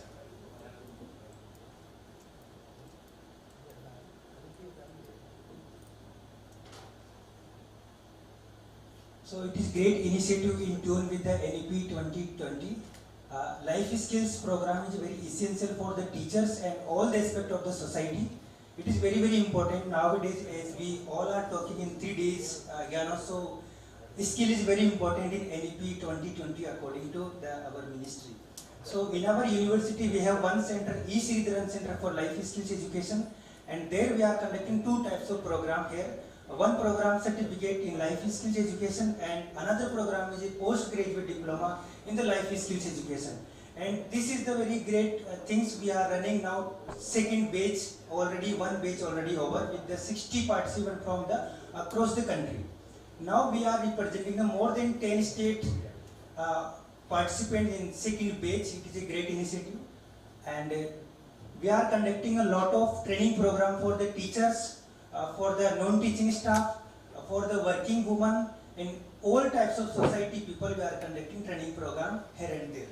So these are the program conducted by our E. Sridharan Center for Life Skills Education. You can see more. This is the structure of life skills education. What are the basic we are doing in our center? There is a research, training and capacity development program development, public action and collaborative action. Sometimes we take collaborative from different NGOs so they can collaborate with us, and awareness program of the society, especially marginalized society, school, student, teachers, all types of people. Yeah. Developing life skill assessment tools, with these already we have in our center, and with the good resource persons also. So after the one semester or our course is over, we publish this type of journals. We have already life skills journal and all the newsletter, everything. Program development certificate course in life skills education. And we already proposed UGC to one more course, MA Life Skills Education. This is under process. Still now we submit that proposal to UGC. In collaboration with personality development training, language training, and career guidance training program, motivation class, creativity development training program. Thank you so much. Thank you. So, I know that this is a great initiative from the Central University. Yes, sir. For the last 3 years you have been running that. Yes, sir. From the Department of Education. Yeah. Thanks to Dr. Mustafa and his team. Yes. Thank you very much. Thank you. Now we have for the last presentation, Dr. K.S. Sarjan. Okay. Good afternoon to all, respected chair and dignitaries. The best practice of our college is the digital integration for learning and governance, started from 1999 and still continues to the future. And I am Dr. K.S. Sarjan, IQC coordinator of the college. The newest thing we introduced is the office automation with digital admission. Students can fill their data from their home before entering into our college. Then the second is the DG bridge course, that is the digital knowledge we given to the students as a bridge course in the beginning. And all students created their own websites, blogs, and they maintain the blogs throughout their life, not only as for content dissemination, but also for as a e-portfolio platform. Then online digital library is there, and the students can search the library from their home itself. Then these are the this is one of the another initiative, and this Infinite Library provided. I think these all are given by many other institutions too. Then we provide the digital dissertation abstracts of all the dissertations provided by our college through online. Then other digital publications like all the national seminar proceedings are available with our website. Then we provide a number of e-assessment and national online quizzes from 2020 onwards, and I think more than 2 lakhs students all over the country participated in our online quizzes, and all the students are provided with certificates, and the students can or the others can verify their certificate from our website itself. That is the advantage. Then another program we conducted is an app for a day, similar to Thought for the Day. Each student is practiced one application, online application with their mobile phone, and they have to prepare a video out of it, and they have to present each day. And our college YouTube channel is a collaborative one. Students, even with the permission of teachers, can post their content online. And each day they upload one video in the YouTube channel. Then all the other social media platforms are there. As per the UGC guideline, there is a social media champion in our college, and they have to maintain all the activities of the college using this social media platforms like Instagram, Tumblr, Twitter, Facebook, and Telegram and WhatsApp groups. I think Telegram and WhatsApp groups and other things may be familiar to all. Then another thing is each student have to prepare at least one electronic cartoon in the college, and we provide online learning platform LMS through our college. Then our attendance is taken with the help of punching. I think INCT take initiative regarding this. Then we create e-portfolio for all students. Then micro-teaching videos of the students are added to the their e-portfolio platform. Then the blog for each club are there, like IT club, Birds club, etc. All clubs have their own blogs. Then the admission, biodata, TC, all the things are now using electronic media. Then students and staff can log in to the blog, to the website thereon. And this is another initiative, AQR SSR uploading by all the staff and students to directly to this website. Okay. Then this is an ICT workshop we provide each year for all the students, and all these topics are introduced to them. And these are the research tools provided to them using ICT tools. Then e-verification certificate, the 2 lakh certificates are linked here in these links, all the programs we conduct. And this is a sample certificate. When you provide with a certificate like this, you can scan the QR code to verify whether it is original or not. Then this is college online journal. This is a digital journal we provide. And we provide the training to public. This is a social commitment we provide using ICT. We give training to public to pay municipal tax, telephone bill, water bill, electricity bill, etc. And this is a photograph. And we publicize all the other social media, social commitment programs like river cleaning, Padikkan program, and Podichur for patients. All these type of programs will be publicized. Then we give digital magazines, college calendar, and other certificate. We provide certificate course, and more than 2,000 students, I think, conducted online certificate course in our college. Then this is a college blog, collaborative blog. I think starting from 1999, all these teachers can post directly to this blog. And Coursera is also provided through our college. And this is an all here website because NCT demands something from us, and the NAC demands some other things, university demands, and the DD government demands other things. All the things are provided using this website. Search on this website. That is enough to get all these things. And in future, in tune with NEP, we try to provide online jobs for all students in our college, and we start to training for online tuition. Thank you. That is wonderful, Dr. Sergeant, you exhaustively made use of the electronic resources, the electronic revolution that India had. It's absolutely wonderful use of resources, and I'm very happy that you're making even the students participate in, or even the smallest activities, and all the teachers participate. Wonderful. Thank you very much. Thanks. Now, I think that we have come to an end of the program, and I leave about, say, 10 minutes for some discussion or questions. I first invite Professor Shine for his mid-reactions.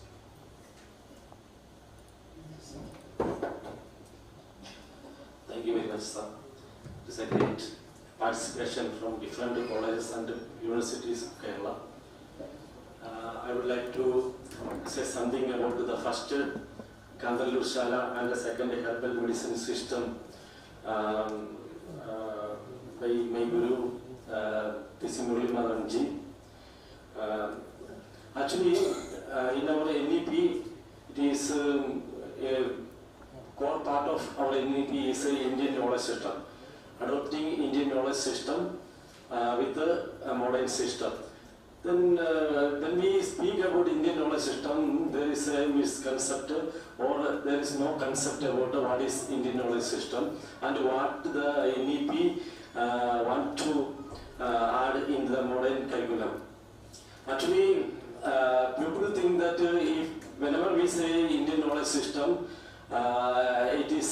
modernization or adding the spiritual knowledge to the modern world. It is not like this. Actually, Indian knowledge system means it is mentioned that in the NEP itself that 64 kalas are mentioned there. These kalas are not only arts, but it is professionalism, vocationalism, and scientific knowledge also there. From my university, Central Sanskrit University, we have displayed some books in our stall also. You might have seen that. Those books are in Sanskrit on chemistry, physics, and mathematics. So many scientific wisdoms are there in our ancient textbooks. We have to incorporate this knowledge of scientific knowledge to the modern curriculum.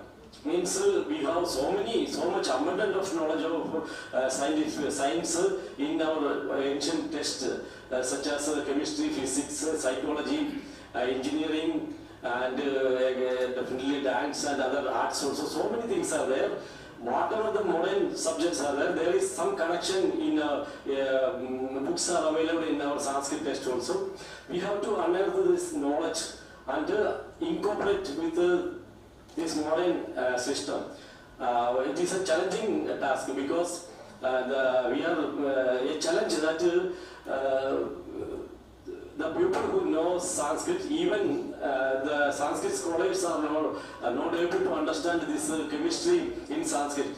That is a problem. So we want the help from the modern scientists, and we have to sit together and discuss the matter and under the correct comprehension of this text.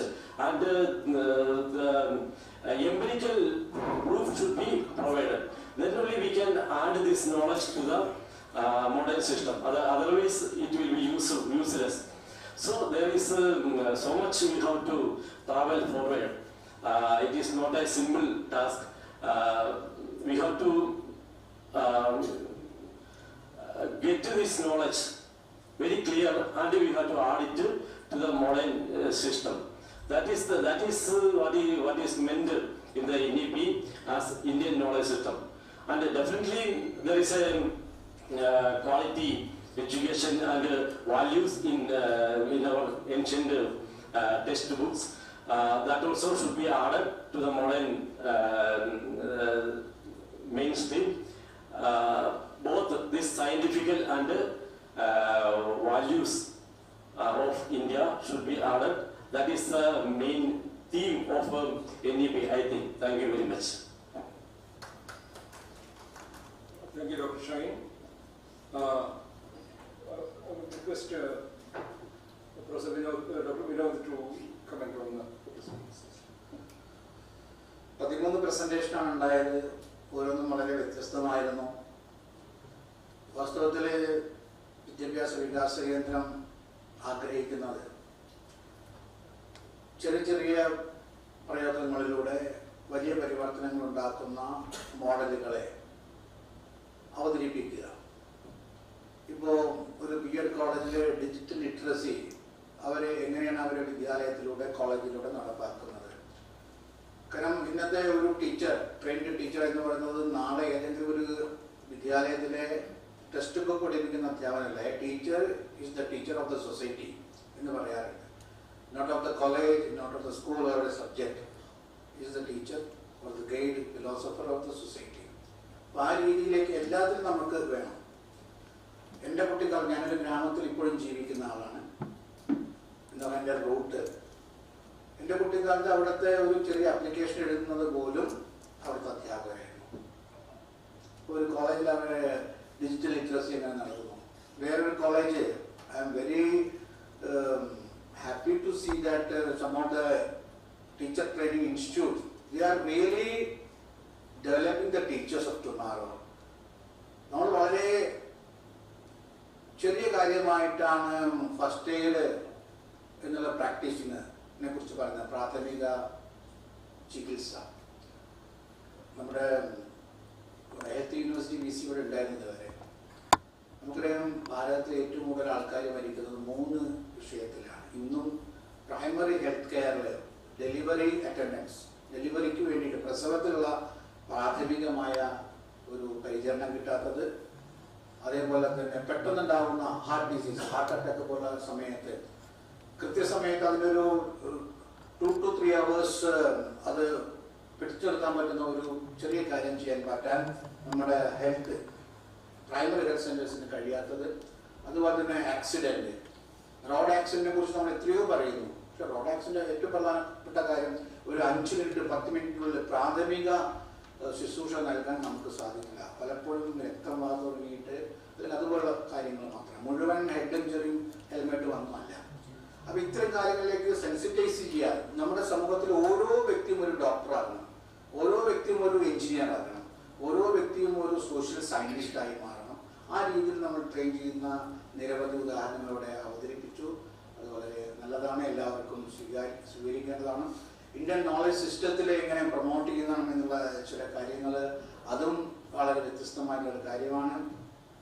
വ്യത്യസ്ത കാലഘട്ടങ്ങളിൽ വ്യത്യസ്ത യൂണിവേഴ്സിറ്റികളോട് affiliate ചെയ്ത് തുടങ്ങിയ വ്യത്യസ്ത കോളേജുകളുടെ single management, അവരെല്ലാം കൂടി ഒരുമിച്ച് വന്ന ഒരു മൾട്ടി ഡിസിപ്ലിനറി ഇൻസ്റ്റിറ്റ്യൂട്ട്, ഓട്ടോണമസ് ഇൻസ്റ്റിറ്റ്യൂട്ടായിട്ട് എമേർജ് ചെയ്യുന്ന ഒരു മോഡലിനെ കുറിച്ചും ചില സ്ഥാപനങ്ങൾ അവതരിപ്പിച്ചു. അതും റിയലി നമുക്കെല്ലാവർക്കും സന്തോഷം നൽകുന്നതാണ്. കാരണം വ്യത്യസ്തമായ മോഡൽസ് ഉണ്ടാകുന്നുണ്ട്. നമ്മുടെ നാട്ടിലെ ഒരു ടെക്സ്റ്റൈൽ ഉണ്ടെങ്കിൽ അവിടെ പഴയ തലത്തിലെ വസ്ത്രങ്ങൾ മാത്രം വെച്ചാൽ അവിടെ ആരും പോയിട്ട് അത് സാധനം വാങ്ങിക്കാൻ പോകില്ല. ന്യൂ ട്രെൻഡ്സിനും അതുപോലെ തന്നെ ഫാഷനും അനുസരിച്ച് നമ്മൾ അത് റീമോഡൽ ചെയ്യേണ്ടതുണ്ടാകും. അതേപോലെ തന്നെ നമ്മുടെ കോഴ്സുകൾ അതൊരു മാർക്കറ്റ് ഡ്രൈവൺ അല്ല. വാസ്തവത്തിൽ നമ്മുടെ ഉള്ളിലുള്ള ആഗ്രഹങ്ങളാണ് മാർക്കറ്റിലേക്ക് നാളെ വരുന്നത്. അപ്പോൾ എങ്ങനെയാണ് aspiration of the new generation, aspiration of the world, അതിനനുസരിച്ച് നമ്മൾ മാറ്റേണ്ടതുണ്ട്. NEP പറയുന്നത് അധ്യാപകന് വേണ്ടിയിട്ടോ ഇൻസ്റ്റിറ്റ്യൂട്ടിന് വേണ്ടിയിട്ടല്ല, കമ്മിങ് ജനറേഷന് വേണ്ടിയിട്ടുള്ള എഡ്യൂക്കേഷനാണ് നമ്മൾ പ്രൊവൈഡ് ചെയ്യേണ്ടത്. ആ രീതിയിൽ മാറ്റണം. 2 കാര്യം പറയുകയാണ്. ഇതിൻ്റെ ഫോളോ അപ്പ് ഇതിന് ശേഷം ഒരു ഡിക്ലറേഷനൊക്കെ ഉണ്ടാവും. അതിൽ പ്രധാനപ്പെട്ട 3 കാര്യങ്ങൾ വിദ്യാഭ്യാസ വികാസ കേന്ദ്രത്തിൽ നിന്നും ചില എക്സ്പെക്ടേഷൻ ഇവിടെ അവതരിപ്പിച്ചുകൊണ്ട് IKS, അതുപോലെ തന്നെ എന്റർപ്രണർഷിപ്പ്, സ്കില്ലിംഗ് ആൻഡ് ഇന്നോവേഷൻ, അതുപോലെ teacher training area and towards excellence and autonomy. ഈ 3 മേഖലയിൽ ഇതിന് ശേഷം ഒരു 3 മാസത്തിന്റെ ഗ്യാപ്പിൽ കേരളത്തിന്റെ 4 റീജിയനിൽ ഇതുപോലുള്ള 4 വർക്ക്ഷോപ്പുകൾ, അതിൽ താല്പര്യം IKS ഇൻട്രൊഡ്യൂസ് ചെയ്യുന്ന ആൾക്കാർക്കുള്ള IKSുമായി ചേർന്നിട്ട് ഒരു സെൻട്രൽ ഗവൺമെന്റിൽ ഇപ്പോൾ IICT കോളേജിൽ IKS ഡിവിഷൻ ഉണ്ടായിട്ടുണ്ട്. ആ IKS എന്നത് ചെയ്യാൻ പല ആൾക്കാർ പല ആഗ്രഹത്തോടുകൂടി വരുന്നു. പക്ഷെ അതിനെ ഇന്നത്തെ ഫോർമാറ്റിലേക്ക് മാറ്റേണ്ടതുണ്ട്, ഇന്നത്തെ സിസ്റ്റത്തിലേക്ക് കൊണ്ടുവരേണ്ടതുണ്ട്. ചില യൂണിവേഴ്സിറ്റിയിലൂടെ ചില സ്ഥാപനങ്ങളിലൂടെ നമുക്കത് കൊണ്ടുവരാൻ സാധിക്കുന്ന രീതിയിൽ നമുക്ക് ചെയ്യാനുള്ള ട്രെയിനിങ് ഉണ്ടാകും. അതുപോലെ തന്നെ IICTയുമായിട്ട് തന്നെ ചേർന്നിട്ട് എന്റർപ്രണർഷിപ്പ്, സ്കില്ലിംഗ് ആൻഡ് ഇന്നോവേഷൻ, നമുക്ക് വലിയൊരു ഇന്നോവേഷൻ സെല്ല് അവിടെ ഡെവലപ്പ് ചെയ്തിട്ടുണ്ട്.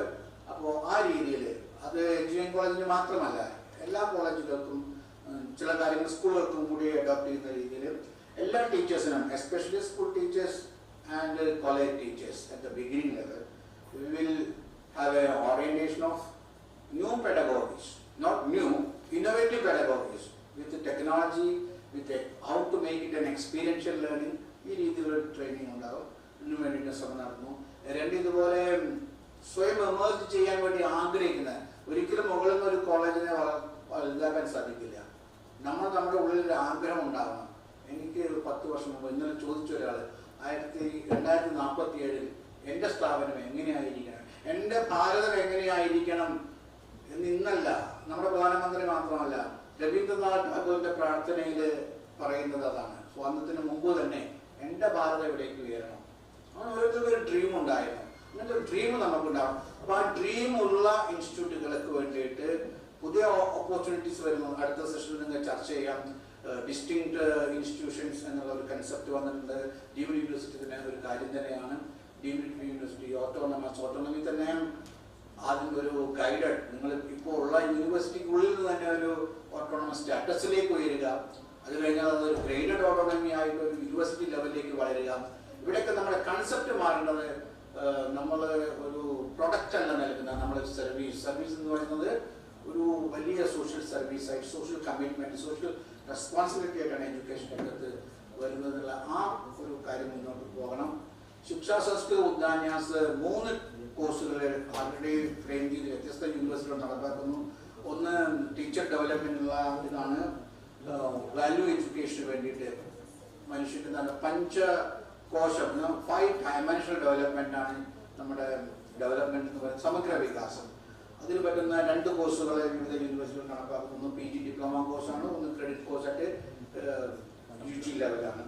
2 വേദിക് മാത്തമാറ്റിക്സിന്റെ course for teachers, for degree students and for engineering students. 3 type കോഴ്സുകൾ ഡിസൈൻ ചെയ്തിട്ടുണ്ട്. വ്യത്യസ്ത യൂണിവേഴ്സിറ്റികൾ അവരുടെ അക്കാഡമിക് സിസ്റ്റത്തിനുള്ളിൽ അത് അവർക്കനുസരിച്ച് ചെയ്യാൻ വേണ്ടിയിട്ട് നമ്മൾ പ്രൊവൈഡ് ചെയ്യുന്നുണ്ട്. മൂന്നാമത് എൻവയോൺമെന്റ് എഡ്യൂക്കേഷൻ ആണ്. എൻവയോൺമെന്റ് എഡ്യൂക്കേഷൻ 1 to 12 സ്റ്റാൻഡേർഡിലേക്ക് വേണ്ടുന്ന ഒരു സിലബസ് കരിക്കുലം സിലബസും ഉണ്ട്. മറ്റൊന്ന് 11 കോർ എഞ്ചിനീയറിംഗ് മേഖലയിലെ എൻവയോൺമെന്റൽ സബ്ജക്ട്സ് എങ്ങനെ ഡീൽ ചെയ്യണം എന്നുള്ള രീതിയിലും AICTE സബ്മിറ്റ് ചെയ്തിട്ടുണ്ട്. അത് നമുക്ക് പ്രയോജനപ്പെടുത്താൻ സാധിക്കും. ഈ രീതിയിൽ ഇപ്പോൾ ചില കോളേജുകൾ തുടങ്ങിയ മാതിരി എന്താ നമ്മൾ ഗവൺമെന്റ് കോളേജ് തൃശ്ശൂർ പുത്തനല്ലൂർ കോളേജ് തുടങ്ങിയ പോലെ initiation from the teachers and students. ആ രീതിയിൽ നമുക്ക് എല്ലാവർക്കും സാധിക്കണം. കേരളത്തിലൊരു 100 മോഡൽസ് സ്കൂൾ കോളേജ് ഡിഫറെന്റ് ഏരിയകൾ നമുക്ക് ഉണ്ടാക്കാൻ സാധിച്ചാൽ കേരളത്തിൽ നിന്ന് പുറത്തേക്ക് പോയിക്കൊണ്ടിരിക്കുന്ന വിദ്യാർത്ഥികളെ മാത്രമല്ല കേരളത്തെ അപ്പോൾ മാത്രമേ നമുക്കൊരു എഡ്യൂക്കേഷണൽ ഡെസ്റ്റിനേഷൻ നോട്ട് ഹബ്സ് അത് പറഞ്ഞ നേരത്തെ ഒരു ഡെസ്റ്റിനേഷനായിട്ട് മാറ്റാൻ സാധിക്കും. കാരണം എല്ലാ രീതിയിലും റിസോഴ്സ്ഫുൾ ആണ്. അത് ഏറ്റവും നമ്മളൊരു high cultured high intellectual man power ഒരു സ്റ്റേറ്റാണ് നമ്മൾ. അതിന് നമുക്ക് പ്രയോജനപ്പെടുത്താൻ സാധിക്കണം. നമസ്തേ. സമയം വിനോദ് ജി, നമ്മൾ കേരള മലയാളികൾ especially we are known for missing the bus. സാധനം പോയി കഴിഞ്ഞതിന് ശേഷമാണ് നമ്മൾ അതിനെക്കുറിച്ച് ആലോചിച്ചോളാം. ഇപ്പോൾ കഴിഞ്ഞ 50 വർഷമായിട്ട് 50,000 കോടി രൂപ കേരളത്തിൽ വന്നുകൊണ്ടിരുന്നതിനെ കുറിച്ച് ആരും ചിന്തിച്ചില്ല. ആ ബസ് ഒഴുകി പോയി. അത് കഴിഞ്ഞപ്പോൾ അന്ന് നമുക്ക് ആലോചിക്കാവുന്ന കാര്യമായിരുന്നു ഇവിടെ ഒരു മെഡിക്കൽ അല്ലെങ്കിൽ എഡ്യൂക്കേഷൻ, ഈ ഇൻഡസ്ട്രികൾ as a industry this would have come and thrived in Kerala. അതെല്ലാം പോയി, തൊട്ടടുത്ത നാടുകളിലേക്ക് പോയി. പക്ഷേ ഇന്ന് നമ്മൾ ചിന്തിക്കുന്ന കേരളമായിട്ടല്ല. Part of the Central University, we are thinking about the nation. As a nation, we cannot afford to miss the bus. ഈ സ്റ്റാറ്റസ് കോയിൽ കഴിഞ്ഞ കുറെ കാലം ഉണ്ടായിരുന്ന സ്റ്റാറ്റസ് കോയിൽ നമ്മൾ ഇരിക്കുന്നതിന് everybody is happy, the whole world will be happy, the great powers of the world will be very happy if India remains in the status quo as a poor country, as dictated and decided by the rest of the world. സായിപ്പിനെ കാണുമ്പോൾ കവാത്ത് മറക്കുന്ന ഒരു ജനതയായിട്ട് നമ്മൾ എപ്പോഴും ഇരിക്കുന്നതാണെങ്കിൽ അവർക്ക് സന്തോഷമായിരുന്നു. പക്ഷെ അതിന് മാറ്റം വരേണ്ടത് ഒരു അനിവാര്യതയാണ്. കാരണം we are a nation of 1.4 billion people, 140 crore ജനതയുടെ ആസ്പിറേഷനാണ് ഈ പറയുന്നത്. അവിടെ we cannot afford to be second rate. We have been the leaders, we had been the leaders, and we need to be the leaders of tomorrow. We are not a country that dominates anybody, we don't attack anybody. There is no instance of India going and attacking. People have only attacked us because of our wealth. And we recreated the wealth. And now, in the last 75 years, we have recreated it. Now we are in a mode of a fast-track mode of going to becoming the first, the world leader, which we will. We started that education. So, we are in a hurry. We cannot afford to do it. Yeah, when I was a young faculty teaching in Jamia Millia, we were all, told about 2 things. India is a poor country with no resources. India has 1 billion mouths to eat. This was the tag that India was given. Then a young Prime Minister came and changed everything. I respect him for one reason. For the statement he said, Rajiv Gandhi. He came and said one thing. India has 1 billion mouths to eat, yes, but we have 2 billion hands to work. That changed everything. That's exactly that we are rediscovering today.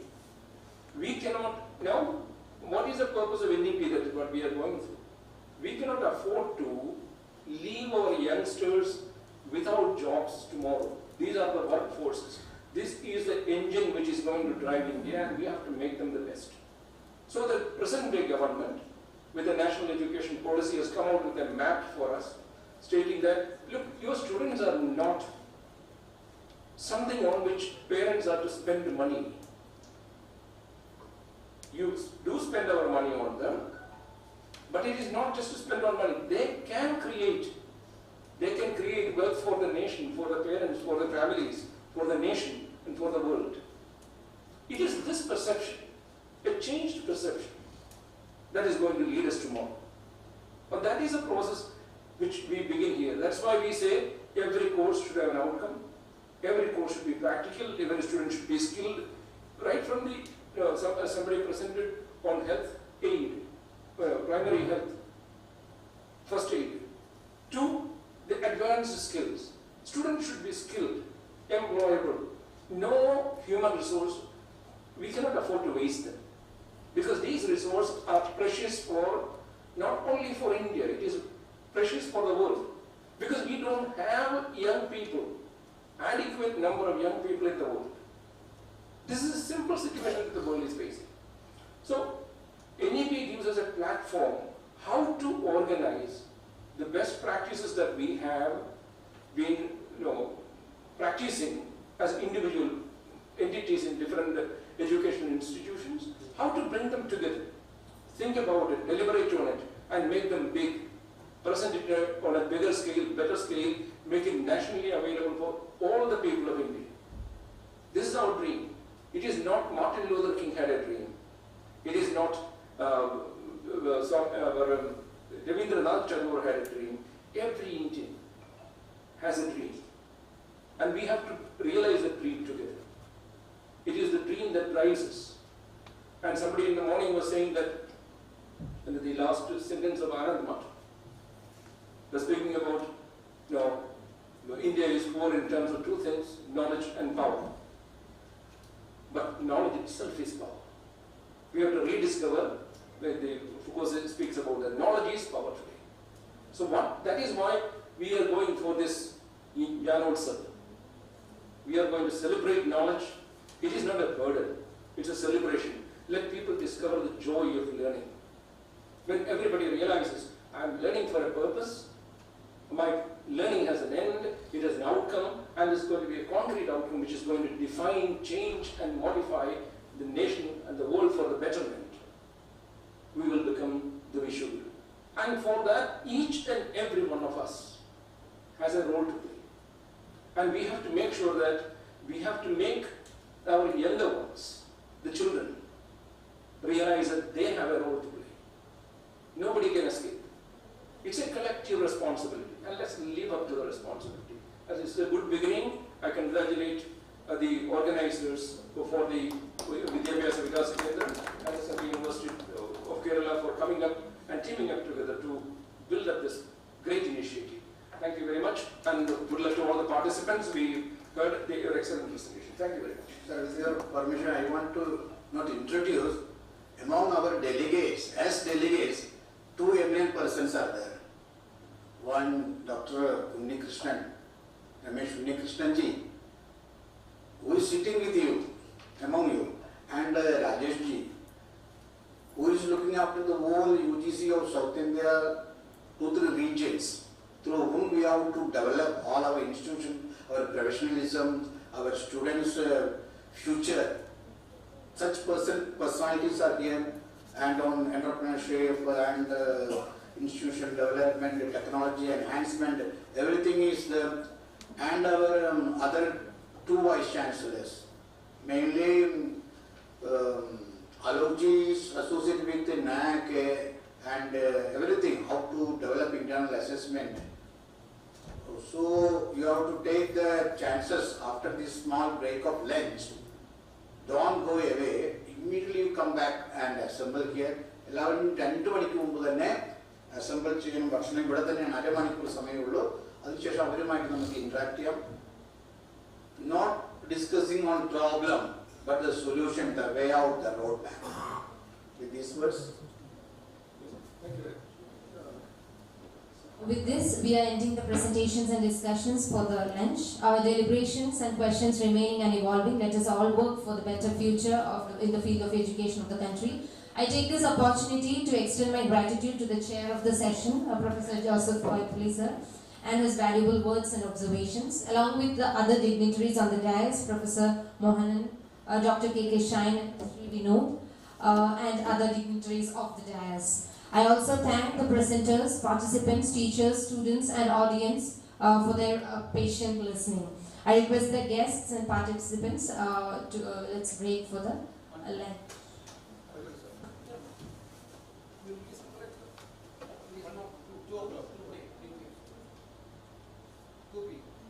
We will be reassembling at 2 p.m. Please be. Interaction with ICT and Here itself. The venue remaining the same. Please be here by 2 p.m. after the lunch. Thank you. Questions and valuable suggestions. Within 1 year, we want to make some positive change roadmap. Not only roadmaps, models. Using all these different and NCT chairman is also with us. Thank you.